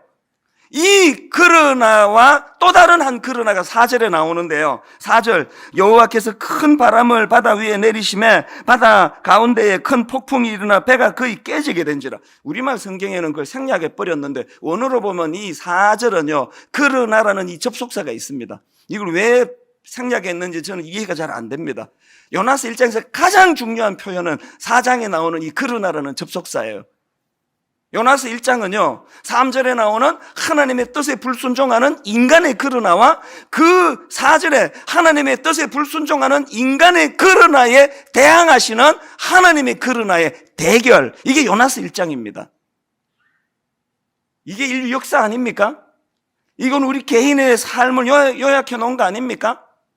하나님께 끝간데 없이 반항하기를 원하는 내 자아가 만들어내는 못된 그러나와 내 못된 그러나를 방치하지 아니하시고 그 못된 그러나의 제동을 거시는 하나님의 그러나. 여러분, 이 인간의 그러나와 하나님의 그러나가 대결해서 하나님이 패하신 적이 한 번도 없습니다. 빨리 항복하시는 게 낫습니다. 제가 잘한 게 그거 아닙니까? 30살 때 빨리 제가 하나님 뜻을 보고 항복하고 뭐 미국 시민권이고 뭐고 비즈니스 뭐고 다 내려놓고 그냥 가방 2개 들고 한국에 돌아왔더니 30살 이후로 내 인생에서 여러분 갈등이란 게 없습니다. 혼미함이란 없습니다. 50 넘어가면서 요즘 내 인생의 전성기예요. 교회 커져서 전성기가 아니에요. 내 내면 세계가 너무너무 행복해요. 내 내면 세계가 너무 질서, 일이 없어서 그렇게 행복한 거 아니에요. 일만성도 파송 운동, 분리 개척, 이런저런 문제가 한두 가지가 아니지만 제가 발견한 인생의 순풍이 뭐냐? 하나님의 그러나에 빨리 항복하는 거예요. 하나님의 그러나에 빨리 순종하는 거예요. 하나님의 그러나 앞에 내 자아의 그러나를 굴복시켜 버리니까 내 인생에서 갈등이 없습니다. 제가 이 창세기에서 야곱의 일생을 쭉 묵상을 하면서 은혜를 받는 게 뭔지 아십니까? 하나님은요, 우주적인 창조의 원리, 창세기 1장 1절에서 이렇게 말씀하십니다. 태초에 하나님이 천지를 창조하시니라. 그리고 2절 3절, 땅이 혼돈하고 공허하며 흑암이 깊음 위에 있고 하나님의 영은 수면 위에 운행하시니라. 하나님이 이르시되 빛이 있으라 하시니 빛이 있었고. 여러분, 혼돈과 공허와 흑암의 상태를 빚어서 천지를 창조하셨던 이 하나님의 원리가 창세기에서 야곱이라는 보잘것없는 한 인생에게도 똑같은 무게로 수고하시고 애쓰시며 이 원리가 적용이 되는, 결국 혼돈과 공허와 흑암의 상태에 빠진 한 인생 야곱을 어떤 빛의 세계로 그를 인도해 주시느냐? 일어나 베델로 돌아가자 선포하게 만드시는 그 하나님, 이 놀라운 거 아닙니까? 그래서 바울이요, 고린도후서 4장 6절에서 이렇게 표현합니다. 어두운 데서 빛이 빛이라 말씀하셨던 그 하나님께서 예수 그리스도의 얼굴에 있는 하나님의 영광을 아는 빛을 어디에? 우리 마음에 비추었느니라. 이 놀라운 말씀 아닙니까? 이 혼돈과 공허와 흑암에 있던 이 천지를 말씀으로 질서의 세계로 창조하신 그 하나님이 그 정성, 그 원리를 가지고 이 혼돈과 공허와 흑암의 길을 걸어가고 있는 혼미한 야곱 한 사람을 위하여, 바울 한 사람을 위하여, 이 찬수라는 이 보잘것없는 한 사람을 위하여 하나님이 들이시는 이 수고, 그 정성, 이 같은 원리들은 같은 원리. 그래서 바울이 바로 그 다음 7절에 이렇게 이야기합니다. 우리가 이 보배를 질그릇에 가졌으니 이는 심히 큰 능력은 하나님께 있고 우리에게 있지 아니함을 알게 하려 함이라. 뭐가 부흥인지 아십니까? 난 별로 중요한 게 아니라는 걸 자각하는 게 부흥이에요. 내 안에 계시는 예수 그리스도, 이 혼돈과 공허와 흑암의 상태를 빚어 아름다운 하나님의 형상을 닮은 일어나 베델로 돌아가자 선포하게 만드는 그 일을 위하여 십자가 지신 예수 그리스도가 내 안에 자리 잡음으로 더 이상 인생에 혼미가 없고 공허함이 없고 혼란이 없는 빚어 창조의 세계로 인도하시는 그 하나님, 이것을 맛보고 감격하는 것, 이게 부흥이라는 것입니다. 그런가 하면은 부흥과 관련한 두 번째 요소가 뭐냐? 고난의 광야예요. 이 묵상과 침묵이 필요한 고난의 광야, 이게 부흥을 만드는 또 한 요소라는 겁니다. 제가 앞에서 말씀드렸지만요, 야곱의 삶에 중요한 고비고비마다 그가 부흥을 경험하는데 그 야곱이 경험한 하나님의 개입하심과 부흥의 모든 공통점은 다 잘 될 때가 아니에요. 다 광야예요. 다 홀로예요. 비참할 때예요. 돌을 베개하고 누워 잘 때예요. 야뽕나루에서 안절부절 못하고 있을 때예요. 딸이 성폭행을 당해서 온 가족이 몰살당할 것 같은 절망적인 상황, 이게 재료가 되어서 부흥을 맛보드리는 거예요. 그래서 제가 이 부흥을 공부하다가 발견한 게 뭐냐, 우리나라에서는 이상하게 부흥이라 그러면 다 동적으로 생각합니다. 또 그런 요소가 또 없는 건 아니에요, 사실은. 그래서 부흥과 관계되는 거 다 막 운동성, 막 액티브한 거, 부흥회, 그러면 평소에는 조용히 찬양하는 사람도 부흥회 때는 막 이렇게 찬양해야 되고요. 할렐루야 막 찬양하고, 평소에 조용히 설교 듣는 사람도 부흥회 때는 막 아멘! 아멘! 이런 게 좀 우리 몸에 익은 거 아닙니까? 이게 뭐 부흥, 그러면 굉장히 동적인 걸로 생각하지만요, 사실은 여러분, 진짜 부흥의 출발은요, 다 정적이에요. 광야예요. 고독이에요. 침묵이에요. 묵상이에요. 도널드 맥클로우가 쓴 책인데요, 광야를 지나는 법, 이 책에 보면은 오스왈드 챔버스의 말을 인용하는데 참 이 의미 있는 말을 했습니다. 하나님은 좌절을 통해 우리를 연단하신다. 하나님은 자신의 보물을 어둠 속에 숨겨두신다. 그 다음 보세요. 아무리 찬란한 별도 밤이 되기 전에는 보이지 않는다. 제가 여기서 발견한 게 뭔지 아십니까? 진짜 멀리 있는 것은 밤에 다 보이더라고요. 우리가 뭐 낮이라고 뭐 눈으로 그냥 뭐 그렇게 설치고 다니는 게 전부 별 필요 없는 것들 보는 거 아닙니까? 여러분, 별이 낮에 보입니까? 진짜 멀리 있는 건 밤에 보이는 거예요. 불 끌 때 보여지는 게 별 아닙니까? 인생에 밤이 왔습니까? 고독하세요? 외로우세요? 자꾸 자려는데 눈물이 막 이렇게 막 베개를 적시세요? 별을 볼 수 있는 때가 온 거예요. 잘 나갈 때는 볼 수 없었던 하나님의 영광, 하나님의 얼굴, 하나님의 일하심, 하나님의 부흥, 지금 그 절호의 기회가 온 거 아닙니까? 그래서 제가 노래를 부르는 게 뭐예요? 고난은 변장하고 찾아온 축복이다. 최근에 그 신간 서적이 하나 나왔는데요. 그 문화심리학자 김정훈 교수가 쓴 책인데요. 제목이 이렇습니다. 가끔은 격하게 외로워야 한다. 아직 제가 이 책을 이제 구입을 안 했는데, 그러나 저는 이 제목만큼은 격하게 동의합니다. 가끔은 격하게 외로워야 한다. 사실은 제가 이걸 금요일 날 이제 그 인터넷으로 주문하려고 했다가 날씨 너무 추운데 이 택배 아저씨들 생각해가지고 내가 날 풀리면 주문하려고 지금 제가 이제 대기하고 있습니다. 저 착한 사람입니다. 여러분, 이 전문가가 가끔은 격하게 외로워야 한다. 뭘 말하고 싶은지 뭐 책 안 사봐도 다 아는 거 아닙니까? 고독해야? 인생의 밤을 맞아야? 외로워야? 별을 볼 수 있는 거예요. 그 버킷리스트라고요. 이제 죽기 전에 꼭 하고 싶은 거, 꼭 해야 되는 거, 이걸 이제 버킷리스트라 그러는데, 저에게 그 리스트가 하나 있습니다. 저는 죽기 전에 꼭 그 스페인의 그 산티아고 순례길, 여길 내가 죽기 전에 꼭 한번 가보고 싶어요. 사도 야고보가 그 복음을 전하느라 800km를 이제 순례하면서 복음을 전한 그 길을 이제 순례길로 만들었다 그러는데요. 이 800km는요, 여기 젊은 청년들이 열심히 걸어가지고 한 달 걸리는 거리예요. 그게 우리 같은 사람은 한 40일 걸릴 거예요. 저는 죽기 전에 40일 그 가족과 같이 가는 것도 아니고 어떤 후배랑 같이 가는 것도 저 혼자 가기로 원합니다. 40일 침묵하며 고독하며 그 순례길을 한번 걸어가는 게 내 인생의 버킷리스트인데요. 사실은 제가 지금이 안식년이거든요. 내가 이번 안식년에 오면은 한번 내가 행하리라 그랬는데, 지금 교회적으로 막 부흥에 대한 설교와 그리고 이제 올해는 다락방이 이제 부흥해야 되기 때문에 제가 눈물을 머금고 안식년을 지금 포기했습니다. 그래서 한 번씩 이제 설교 준비가 어려우면 지금 안식년인데 이런 생각을 하고는 지내는데요. 하나님이 우리 교회에 막 엄청나게 부흥을 빨리빨리 주셔가지고 한 10월 달까지 부흥이 일어나기를 원합니다. 그러면 제가 한 11월 달쯤에 이제 갈 수 있으려나 한 2달 제가 안식월을 얻어가지고 그 산티아고를 지금 갈 수 있을까 그렇게 생각하는데, 분당 우리 교회가 10월 전에는 부흥이 일어나기를 주님 이름으로 축복합니다. 저를 위한 축복이에요. 산티아고 순례길이 아니더라도요, 여러분, 격하게 고독한 길, 격하게 외로운 길 피하시면 안 됩니다. 거기에 부흥이 있는 줄로 믿습니다.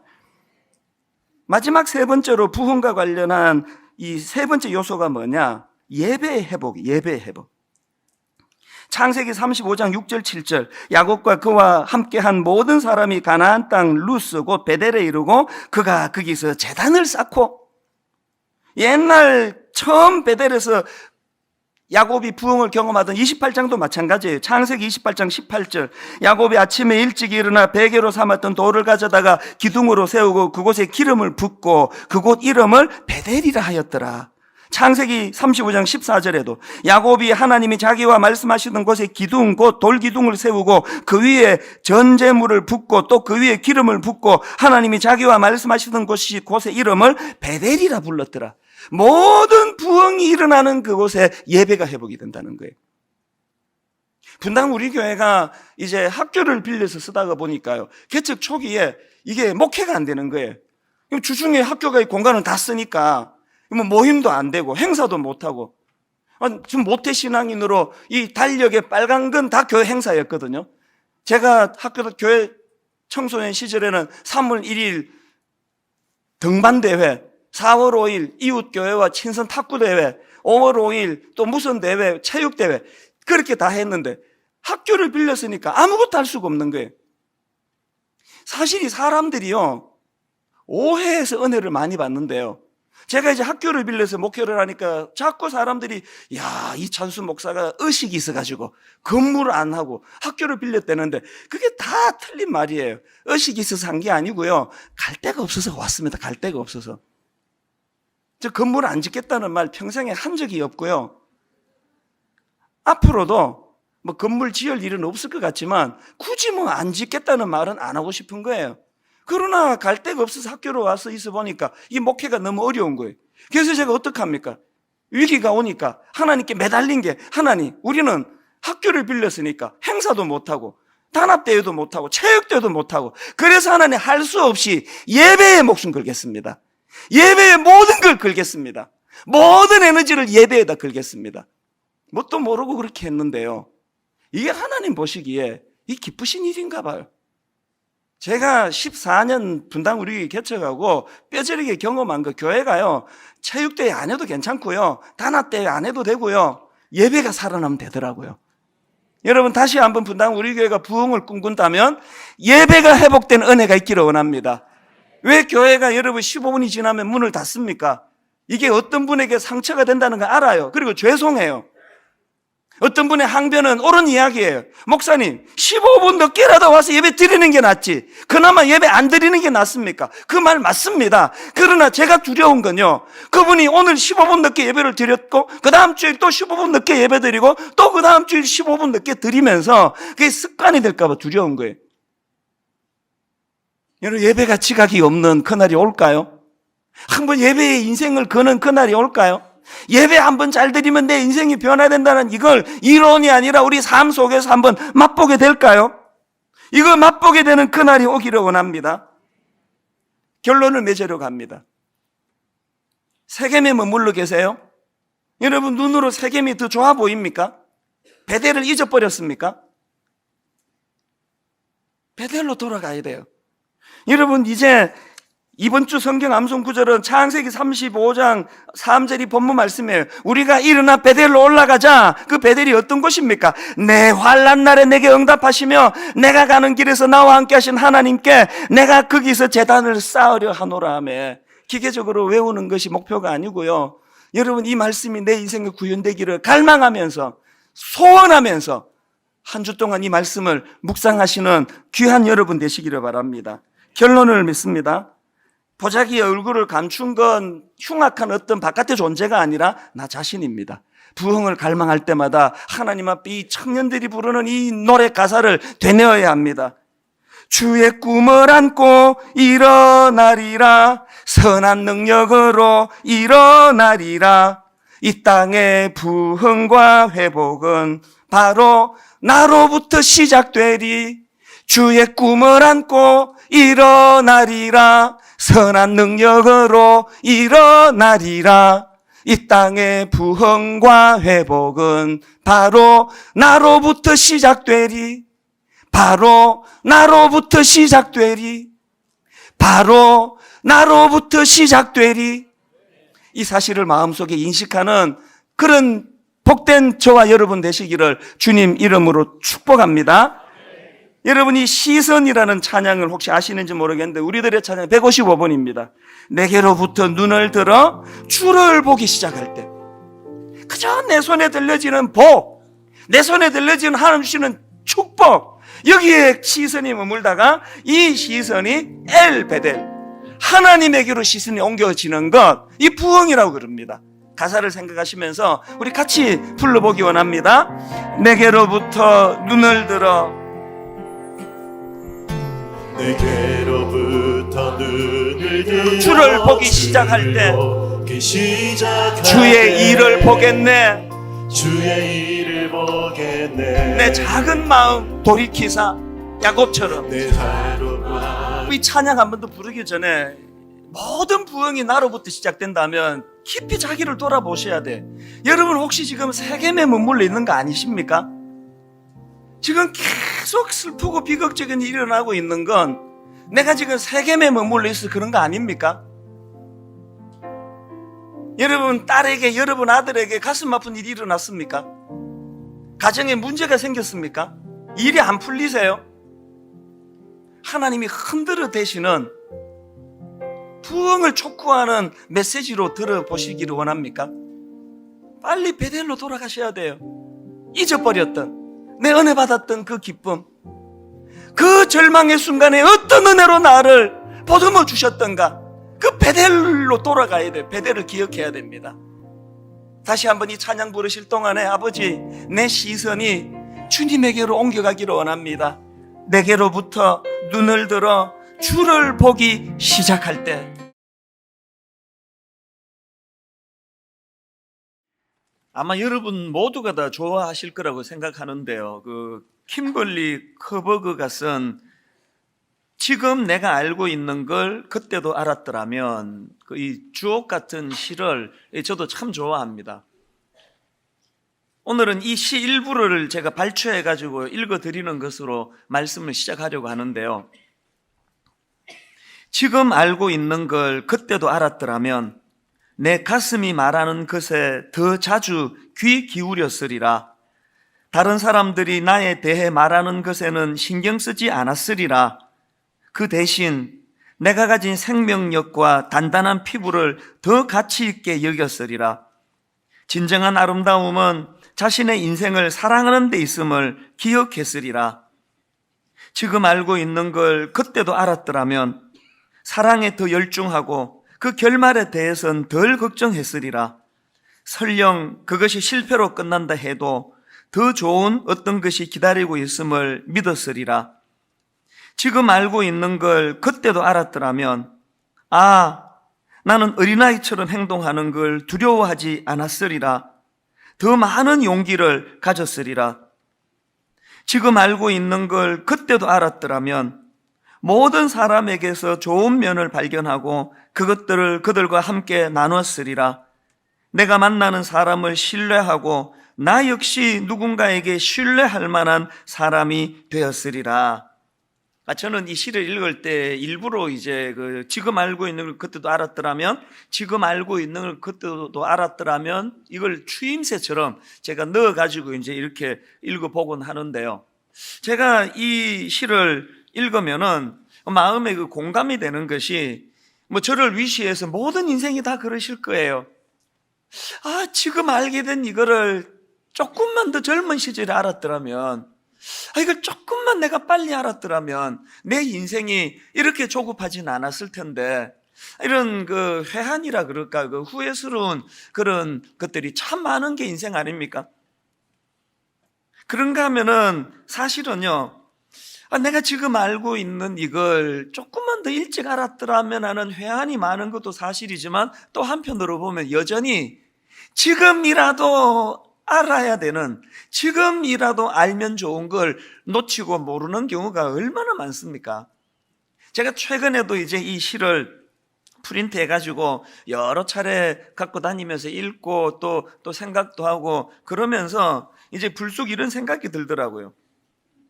저에게 있어서 진짜 소중한 지식이 있다면 그 마스터 키라고 있지 않습니까? 신기하게도 이 키 하나만 갖고 있으면 그 건물 전체 문을 다 열 수 있는 그런 마스터 키가 있는데요.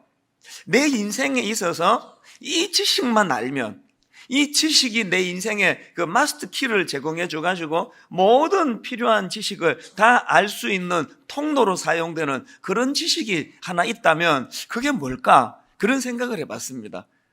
그런 생각 해보셨습니까?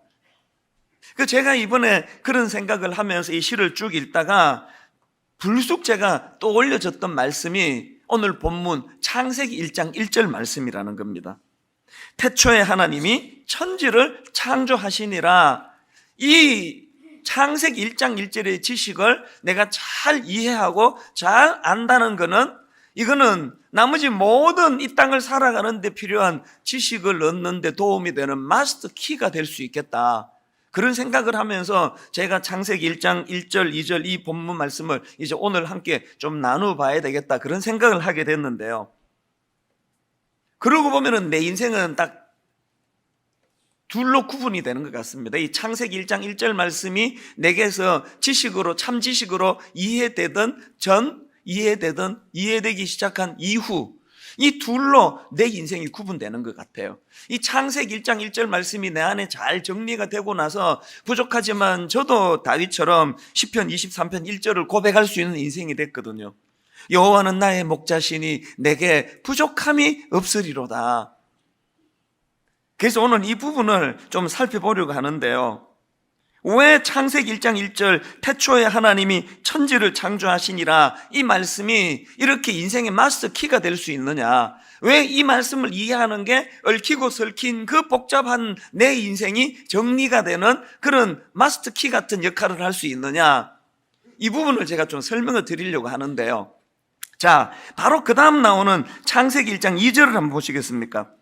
땅이 혼돈하고 공허하며 흑암이 깊음 위에 있고 하나님의 영은 수면 위에 운행하시니라.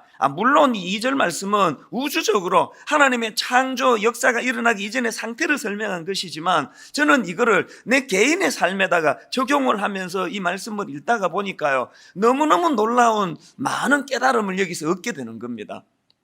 자, 이 창세기 1장 2절에서 제가 발견하는 눈에 확 들어오는 단어 3개가 있는데, 하나는 혼돈, 그리고 또 하나는 공허, 그리고 또 하나는 흑암이라는 단어예요.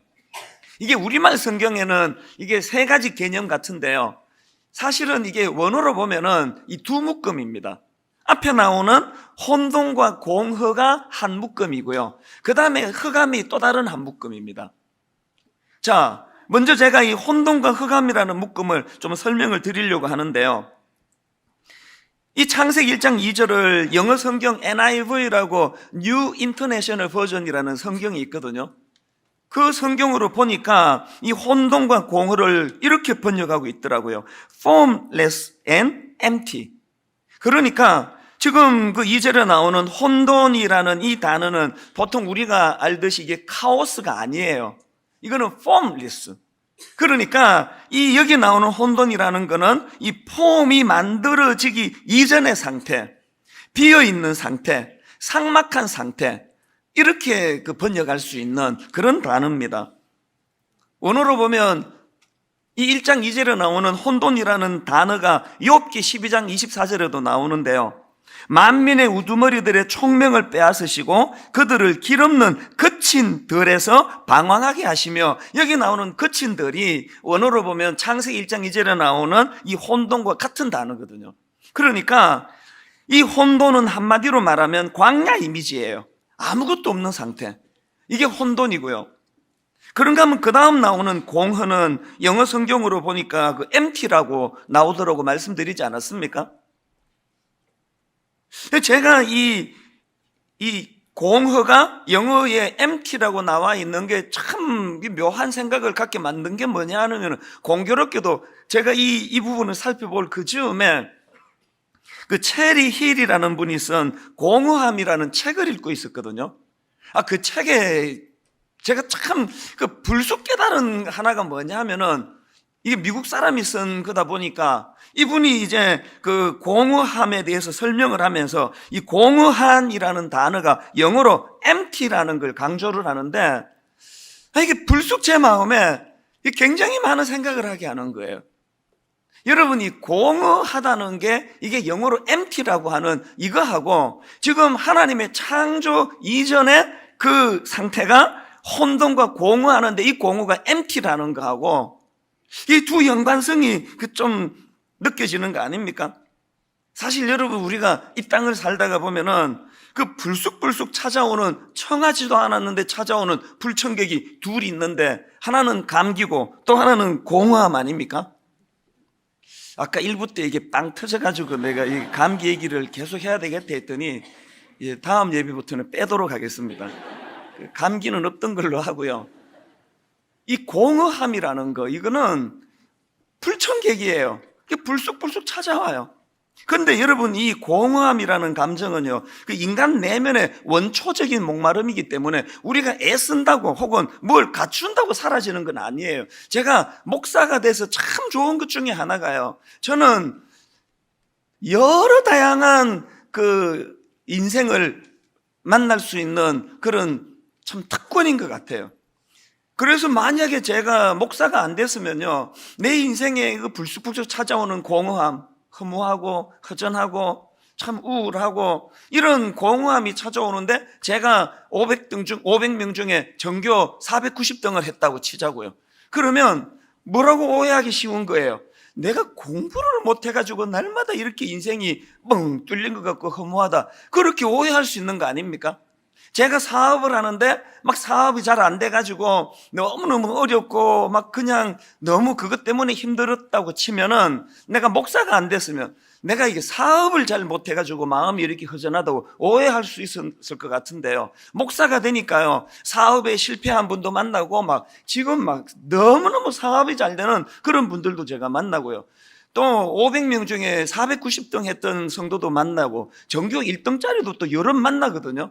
제가 이 여러 부류의 성도들을 만나고 인생을 보면서 내가 깨달았던 게, 이거는 490등 하면 찾아오는 게 공허감이고 전교 1등 하면 없어지는 게 아니에요. 사업에 성공하면 없어지고 실패하면 찾아오는 게 공허감, MT가 아니고요, 이 공허함이라는 거는 원초적인 인간의 감정이에요. 모든 인생, 제가 들여다보니까 겉으로 보기에 성공했다고 생각하는 사람들일수록 공허감이 더 커 보이는, 이게 굉장히 독특한, 이건 분석이 잘 안 되는 겁니다. 제가 깨달은 게 뭐냐, 지금 창세기 1장 2절에서 하나님의 창조 역사가 일어나기 전의 상태가 바로 이 MT, 이 공허의 상태고, 또 인간이 청하지도 않은데 찾아오는 이 공허감이라는 게, 이게 영어로 empty라고 하는, 이거를 보면서 여러분, 불청객, 내 마음을 이렇게 공허하게 만드는, 허무하게 만드는 이 빈 자리는요, 인간의 노력으로 채워지지 않습니다. 저는 결혼이 늦어졌거든요. 막 계속 선보고 이래도 이상하게 참 저 같은 스타일을 별로 아가씨들이 안 좋아해가지고 결혼이 잘 안 되더라고요. 그래서 총각 때는 30대, 제가 33살 12월 달에 결혼하기까지 너무너무 마음이 허전하고 막 뻥 뚫려 있는 것 같아서 난 장가를 못 가서 그랬는 줄 알았습니다. 그리고 이제 뭐 억지로 이제 제가 어떻게 하다가 또 장가를 가게 됐는데요, 장가를 들어보니까 처음에는 좀 그게 없어지나 하더니 또 이 뻥 뚫린 그 공허한 빈자리는 안 메워져요. 저만 그런 거 아니죠? 우리 가정에 문제가 있어서 그런 거 아니라고 생각합니다. 또 애가 없을 때는요, 아이 집안에 뭐 애 울음소리가 없어가지고 그러려니 그런 생각을 했는데, 열심히 그냥 셋이나 낳아가지고, 그것도 막 엄청 부산한 애들을 셋이나 낳았는데도 여전히 이 허전한 빈자리, 공허한 빈자리는 안 메꾸어져요. 그래서 제가 깨달은 건요, 개척을 해가지고 교회 뭐 한 30명 모일 그때나 이렇게 성도들이 지금은 많아가지고, 지금은 뭐 사람들에게 거의 뭐 치여 산다고 하는데, 여러분 이런 마음 아세요? 이렇게 큰 교회 목사인 제가요, 때때로 텅 빈 들판에 혼자 서 있는 것 같은 고독한 느낌을 가진다면 여러분 이거 믿으시겠습니까? 그래서 제가 내리는 결론은, 여러분 우리 마음에 있는 이 공허함, 영어가 empty라고 하는 게 참 잘된 번역이라고 생각을 해요. 이 빈자리는요, 인간의 그 무엇으로 채워지는 자리가 아니라 이거는 하나님으로 채워지는 자리라는 거예요. 그래서 창세기 1장 2절에 이 empty라는 단어가 나와 있는 게, 그것이 저에게 참 의미가 있다는 생각이 들고요. 그런가 하면은 이제 두 번째 묶음이 뭐라 그랬죠? 흑암. 창세기 1장 2절을 보니까 땅이 혼돈하고 공허하며 흑암이 깊음 위에 있고, 성경에는요 이 빛이 하나님을 상징하는 것으로 설명될 때가 많고요, 그런가 하면은 이 흑암, 어둠이라는 거는 그 하나님을 대적하는 반하나님적인 것, 이걸로 설명할 때가 많습니다. 예를 들면은 잠언 2장 13절에 보니까 이 무리는 정직한 길을 떠나 어두운 길로 행하며, 이거는 이제 악한 걸 이렇게 어두운 흑암으로 표현을 한 거거든요. 그런가 하면은 빛은 구원을 상징합니다. 이사야 9장 1절 전에 고통받던 자들에게는 흑암이 없으리로다. 옛적에는 여호와께서 스불론 땅과 납달리 땅에 멸시를 당하게 하셨더니 후에는 해변길과 요단 저쪽 이방의 갈릴리를 영화롭게 하셨느니라. 하나님의 이 은혜의 빛이 영화롭게 하셨느니라. 이거를 설명할 때 흑암이 없어지는 것으로 이렇게 묘사를 하는 거 아니겠습니까? 그래서 구약에 그 예레미야라는 선지자가 있는데요. 그는 그 시대의 타락을 탄식하면서 쓴 글 중에서 예레미야 4장 22절을 한번 보십시오. 내 백성은 나를 알지 못하는 어리석은 자요, 지각이 없는 미련한 자식이라. 악을 행하기에는 지각이 있으나 선을 행하기에는 무지하도다. 어떤 상황인지 아시겠죠? 악을 행하기에는 막 눈이 반짝반짝거리고 막 그냥 막 동작이 빠르고, 선을 행하는 데는 무지하게 짝이 없는 이런 타락함을 지금 탄식하는데요. 바로 그런 상태를 그 다음 23절에서 어떻게 묘사하는지 보십시오. 보라, 내가 땅을 본즉 혼돈하고 공허하며 하늘에는 빛이 없으며. 지금 예레미야 선지자가 그 타락한 그 시대를 설명하는데 창세기 1장 2절 하나님의 창조 이전의 상태를, 그것을 가지고 설명하고 있는 이 내용이 이게 뭘 이야기하겠습니까? 그래서 여러분, 그 하나님에 대해서 잘 모르는 상태, 그리고 또 하나님을 잘 안다고 생각하지만 사실은 오늘 수많은 교회의 저 같은 목사나 예수 믿는 성도들이 부끄러운 자리에 빠지는 이런 영적으로 어두운 이 시대는요, 바로 그 내면에 겉으로는 하나님을 잘 안다고 하지만 사실은 하나님의 영향을 받지 않는 그 타락과 불신앙의 상태, 이게 바로 그런 사람의 내면이 하나님의 창조가 이루어지기 전의 상태인 혼돈과 공허와 흑암의 상태라는 겁니다. 이게 이제 두 묶음, 참 가슴 아픈 부정적인 두 묶음이고요. 그런가 하면은 제가 이 창세기 1장 2절에서 너무 감동을 받는, 은혜를 받는 그 대목은 바로 그 다음 나옵니다. 자, 1장 2절을 다시 한번 보십시오. 땅이 혼돈하고 공허하며 흑암이 깊음 위에 있고 하나님의 영은 수면 위에 운행하시니라. 히브리 말로 이 운행하다라는 단어는요, 알을 품다, 부화하다, 그런 단어에, 이게 너무 저는 감동이 됩니다. 한신대 김희곤 교수라는 분이 이 부분을 설명하면서 이렇게 설명합니다. 마치 알을 품고 있는 날 짐승처럼 하나님의 창조적 영이 혼돈의 물을 품고 있었고 그 어느 것도 그분의 품에서 벗어나 있을 수는 없다. 아까 예레미야 선지자가 그 이스라엘 백성들의 타락의 상태를 바로 혼돈과 공허와 흑암의 상태라고 그렇게 설명을 했고, 오늘 창세기에서 하나님의 창조 역사가 이루어지기 전의 상태를 혼돈과 공허와 흑암의 상태라고 그렇게 묘사를 하는데, 제가 감동을 받는 건 이 부분이에요.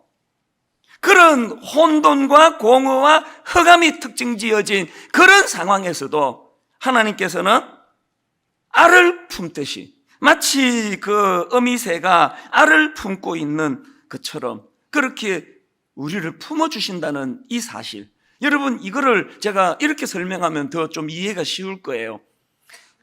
이 창세기가 이게 언제 써졌는지 아십니까? 이거 누가 썼는지 아십니까? 모세가 썼습니다. 이스라엘 백성들이 430년 그 애굽의 이집트의 종살이로 노예로 신음을 하다가 하나님이 홍해를 건너 그들을 해방시켜 주시는데요.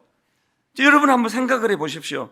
그 이스라엘 백성들의 430년의 그 이집트의 종살이가 이게 바로 혼돈과 공허의 상태 아닙니까? 이스라엘 백성들에게 있어서 이집트는 사람이 살 수 없는 그 삭막함, 고통, 늘 공허하고 늘 허전한 상태. 게다가 왜 이 430년 이집트 종살이가 그들에게 흑암입니까? 한번 생각을 해보세요. 430년을 종살이를 했는데 뭐 요즘으로 쳐도요, 인간의 수명이 뭐 길어봐야 80, 90인데 그러면 그 이스라엘이 종살이로 애굽에 태어나면 어떻게 됩니까? 날 때 종으로 태어났는데, 날 때 노예로 태어났는데 아무리 몸부림을 치고 몸부림을 쳐도 그 노예 상태를 벗어나지 못하고 죽는 게 그게 이스라엘 백성들의 상태 아닙니까? 그게 흑암 아닙니까? 흑암?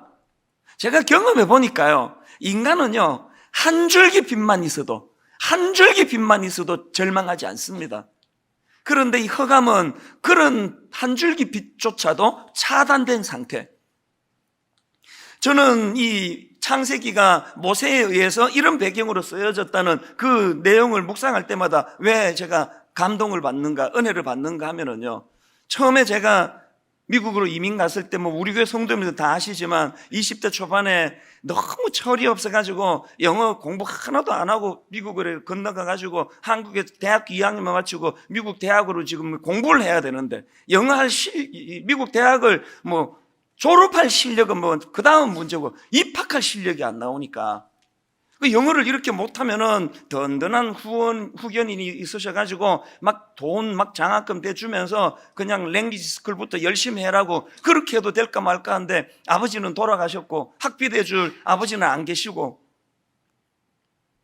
내가 돈을 벌어가면서 학교를 다녀야 되는데 영어를 못하면 몸이라도 튼튼해가지고 그냥 닥치는 대로 막노동이라도 하고 살면 살아날 길이 있을 텐데 몸은 또 무지무지 약해가지고 맨날 쌍꺼풀 터지고 이거 어떻게 되는 겁니까? 제가 오래전에 그 청소년 집회 가가지고 애들한테 이제 이거 설교하면서 얘들아 이런 상태인데 이거 어떻게 하면 좋겠니 그랬더니 그럼 맨 앞에 앉은 한 녀석이 죽어야 되겠네요 그래가지고 엄청 열받았던 기억이 나요 지금도. 이런 놈이 다 했나 싶었는데요. 제가 그 오랜 세월이 지나고 계속 걔 생각이 나요. 그냥 만나보고 싶어요. 걔 말이 너무 진린 거예요. 너무 맞는 이야기예요. 죽어야 돼, 죽어야 돼. 아무것도 이게 한 줄기 빛도 안 보이니까. 진짜 오죽하면은 충동적으로 정말 죽고 싶다, 죽어야 되겠다. 그런 생각을 했겠냐고요. 그 어린 나이에 경험도 없던 제가 그런 절망을 경험했는데요. 제가 오늘 여러분, 제가 초점이요. 그 과정을 내가 이렇게 다 거치고 하나님 은혜로 이렇게 큰 교회 목사가 되고 내가 성공한 거 아닙니까? 그 얘기를 드리는 게 아니에요. 제 감동은 딴 데 있습니다. 20대 초반에 그런 한 줄기 빛조차도 보이지 않던 그런 과정을 제가 겪으면서 너무너무 마음이 낙심하고 절망이 돼 있었는데요. 한 34년 지나서 그때를 되돌아보면은 내가 몰랐던 게 뭐예요? 내가 몰랐던 게. 그런 철저하게 혼돈과 공허와 흑암의 상태였던 내 20대였는데 그 순간에도 하나님이 사실은 어미새가 알을 품고 있는 것처럼 나는 완전히 버려졌다. 난 홀로 떨어진 인생이다. 난 아무도 도와줄 사람이 없다라는 절망에 빠졌던 건 내 착각이고 그런 절망의 순간에도 내 하나님은 나를 품고 계셨다는 거 이게 너무너무 감동이 되는 거예요. 그래서 여러분 지금 오늘 이 자리에 초청되어 오신 분들한테 제가 한 가지 꼭 제가 이 말씀은 내가 드려야 되겠다 싶은 게 뭐냐면요. 여러분 너무 부담 갖지 마세요. 이 시간은요. 여러분이 뭘 선택하는 시간 아닙니다. 이 시간에 내가 하나님이 누군지 잘 들어보고 난 지금까지 나 부처님을 믿었는데 하나님으로 한번 바꿔볼까? 하나님 이거 믿을 만한 존재인가? 이거 선택하는 시간이 아니고요. 지금 이 시간은요. 여러분이 자각하든 자각하지 못하든 이미 하나님은 혼돈과 공허와 흑암 이 뻥 뚫려 있는 이 메울 수 없는 우리 내면의 이 사실을 인식하는 자들에게 하나님께서는 이미 내가 니를 품고 있다. 이미 내가 니를 품고 있다. 이거는 우리가 선택하는 게 아니라 하나님이 선택하시는 거예요. 오늘 이 시간은요. 내가 상품 고르든 부처님 택할까? 알라신 택할까? 하나님을 택할까 하는 선택이 아니고요. 이미 택함 받은 이 사실을 자각하는 시간이에요. 자각. 이제 서두에 말씀드렸잖아요. 지금 내가 알고 있는 걸 그때 알았더라면 내 인생이 얼마나 윤택해졌을까? 저는 한때요, 한국으로 30살 때 돌아와가지고 너무너무 고생했던 기억이 싫어가지고요, 시카고 쪽으로는 얼굴도 안 돌렸습니다. 보니까 그게 동해 그쪽이더라고요. 주로 바다는 서해를 갔습니다. 중국 쪽이 보이도록. 요즘에는요, 제가 시카고를 방문하면 꼭 265불짜리 원베드룸 바퀴벌레가 막 그냥 불 탁 켜면 나오고 하던 그 인도 사람이 많던 그 100년 된 목조 건물, 거기를요, 꼭 무슨 성지순례 하듯이 제가 가봐요. 내가 여기서 그렇게 절망하던 데구나. 또 그 시카고 한번 추위가 닥치면 영하 20도 30도씩 되는데 차도 없이 버스를 2번, 3번 갈아타고 그렇게 그 일하러 다녔던 그 추웠던 기억들을 떠올리면은 왜 제가 감동이 되는지 아십니까? 아, 이 집에서 살면서 너무너무 절망이던 흑암, 희망이라고는 한 줄기도 없던 그 순간에도 사실은 하나님이 날 안고 계셨구나, 품고 계셨구나. 제가 왜 창세기 1장 1절이 마스터키가 되는지, 2절에서 말하는 이 혼돈과 공허와 흑암의 상태에서도 하나님은 마치 알을 품은 어미새처럼 우리를 품어주고 계신다는 이 사실을 오늘 성령님이 특별한 은혜를 초청되어 오신 분들에게 주셔서 이 사실이 자각되어지는 기적 같은 사건이 일어나게 되기를 바랍니다. 그래서 저는요, 오늘 여기 초청되어 오신 분들한테 정말 딱 한 가지만 권면을 하라고 그러신다면요, 저는 이 권면을 드리고 싶어요. 여러분, 앞에서 말씀드렸잖아요. 이 공허함은 내가 메꿀 수 있는 게 아니에요. 돈 번다고 메워지는 거 아니고, 명예를 가진다고 메워지는 게 아니고, 막 예쁜 그런 여자 만나가지고 결혼한다고 메워지는 게 아니에요. 그래서 우리는 불청객, 죽을 때까지 맞이해야 돼요. 불쑥불쑥 찾아오는 공허감, 목마름, 이걸요, 그 피할 수 없으면 즐기라는 말이 있잖아요. 내게 찾아오는 이 불청객, 공허함이 찾아올 때마다 이걸 하나님 만나는 도구로 사용하자는 거예요, 이걸. 목마름, 동경, 공허함, 그리고 안식과 행복을 찾아서 이런 제목의 책에 보니까요, 이런 대목이 나오더라고요. 심리학자 제럴드 메이는 오랜 임상 경험을 통해 이런 결론을 내렸다. 마음이 외치는 소리에 20년 정도 귀를 기울여 보고 나서 내린 결론은 인간에게는 하나님을 향한 태생적 욕구가 있다는 것이다. 이 놀랍지 않습니까? 저 같은 목사가 한 말이 아니고요, 20년 연구한 심리학자가 한 이야기예요.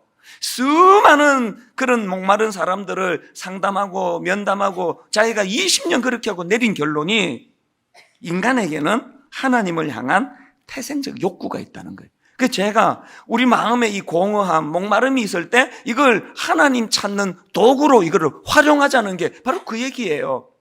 저는 시를 좋아하기 때문에요. 여러분 고은 시인의 순간의 꽃이라는 그 제목의 시집이 있지 않습니까? 그 주옥 같은 그 문구들이 너무너무 많은데요, 그 중에 저는 이 문구를 제가 옮겨 적어가지고 들여다보는 문구가 하나 있는데요, 아마 여러분 다 아실 거예요. 노를 젓다가 노를 놓쳐버렸다. 비로소 넓은 물을 돌아다 보았다. 제 목소리는 이 감흥이 없어서 한 번 더 읽어드릴게요. 노를 젓다가 노를 놓쳐버렸다. 비로소 넓은 물을 돌아다 보았다. 여러분, 인생을 일엽편주라 그러지 않습니까? 일엽편주, 물 위에 떠다니는 작은 나뭇잎 같은 조각배. 우리의 무지가 뭡니까? 우리의 미련이. 태평양 바다로 치면 나뭇잎 같은 작은 조각배 하나, 이건 나 재산이라고, 이게 내 경력이라고, 그거 하나 올라타고 노저으면서 교만이 머리 꼭대기까지 올라가고 이 조각배 하나 타고 있으면서 온 우주를 다 갖춘 것처럼 그만을 떠는 게, 그게 우리 인간 아닙니까? 이 일엽편주, 이 작은 조각배 안에 노젓기를 하다가 이게 전부인 줄 알고 살다가 노를 놓쳐버렸더니, 쓰라리 실패 때문에 마음이 아팠더니 비로소 넓은 물이 보이는 거예요. 그리고 또 그 시집에 이런 내용도 있습니다. 내려갈 때 보았네, 올라갈 때 보지 못한 그 꽃. 너무너무 대한민국에 잘못 태어나가지고 경쟁사회 막 국민학교 때부터 그냥 경쟁시키는 이 세상에서 잘못 태어나가지고 막 끊임없이 대학 입시, 취직, 결혼, 막 성공, 지금까지 목마르게 앞만 보고 그렇게 달려가느라고 우리가 놓쳐버린 인생의 아름다운 꽃들이 얼마나 많습니까? 그런데 여러분, 내려갈 때 보았네, 올라갈 때 보지 못한 그 꽃, 승승장구하고 잘 풀리고 모든 사람이 부러워하는 그 길은 껍데기는 화려하지만 사실은 진짜 중요한 거를 놓칠 때가 많은데, 쓰라린 아픔을 가지고 실패하며 그렇게 내리막길로 내려갈 때 보았네, 올라갈 때 보지 못한 그 꽃. 기왕에 여러분 인생에 그런 쓰라림이 있고 아픔이 있고 참 눈물을 피할 수가 없다면 우리 본능의 하나님으로 채워질 수밖에 없는 이 목마름을 하나님을 추구하고 찾는 도구로 활용하자는 그 이야기예요. 그래서 어거스틴이 이런 말을 했습니다. 인간은 자기를 창조한 하나님의 품 안에 들어가기 전까지는 결코 안식할 수 없다. 다시 한번 들어보세요. 인간은 자기를 창조한 하나님의 품 안에 들어가기 전까지는 결코 안식할 수 없다. 여러분, 우리 삶에서 경험되어지는 이 공허, 이 목마름, 이거 하나님 찾는 도구로 활용하자는 거 아닙니까? 제가 앞에서 그 불쑥불쑥 불청객처럼 찾아오는 이 공허함이라는 감정, 이게 영어로 empty라 그랬는데요. 그러니까 여러분, 영어 단어 empty의 부정적인 측면이 공허함이라고 한다면요, 저는 예수 그리스도의 십자가를 통하여 창세기 1장 1절에 마스터 키를 받고 나니까 이 단어 empty가 공으로 흐르는 게 아니라 저는 이게 긍정적인 측면, 비어있다는 건 얼마나 아름다운 거예요. 이 비어있는 이 공허한 내 마음을 채워주실 하나님의 은사, 하나님의 신령한 선물, 그 아름다운 것들에 대한 기대감, 그 아름다운 것들을 갈망하는 마음, 소망하는 거, 예수 믿고 내가 진짜 좋아진 건요, 사람들은 그 세월 가는 걸 자꾸 아깝다 그러는데요, 저는요 인생의 수학 공식이 하나 있습니다. 20대 때보다 30대가 더 윤택하고 30대 때보다 40대가 더 아름답고 40대 때보다 지금 50대가 저는 매일이 내 인생의 가장 전성기예요. 그러니까 내 60대가 너무너무 기대가 되는 거예요. 내 60대는 얼마나 아름답겠습니까? 내 70대는 얼마나 윤택하겠습니까? empty가, 하나님이 없는 empty는 흠으로 흘러가는데 십자가로 하나님이 계시는 empty는 기대감으로, 지금 채워지지 않은 거 언제 채워질까? 언제 완성이 될까?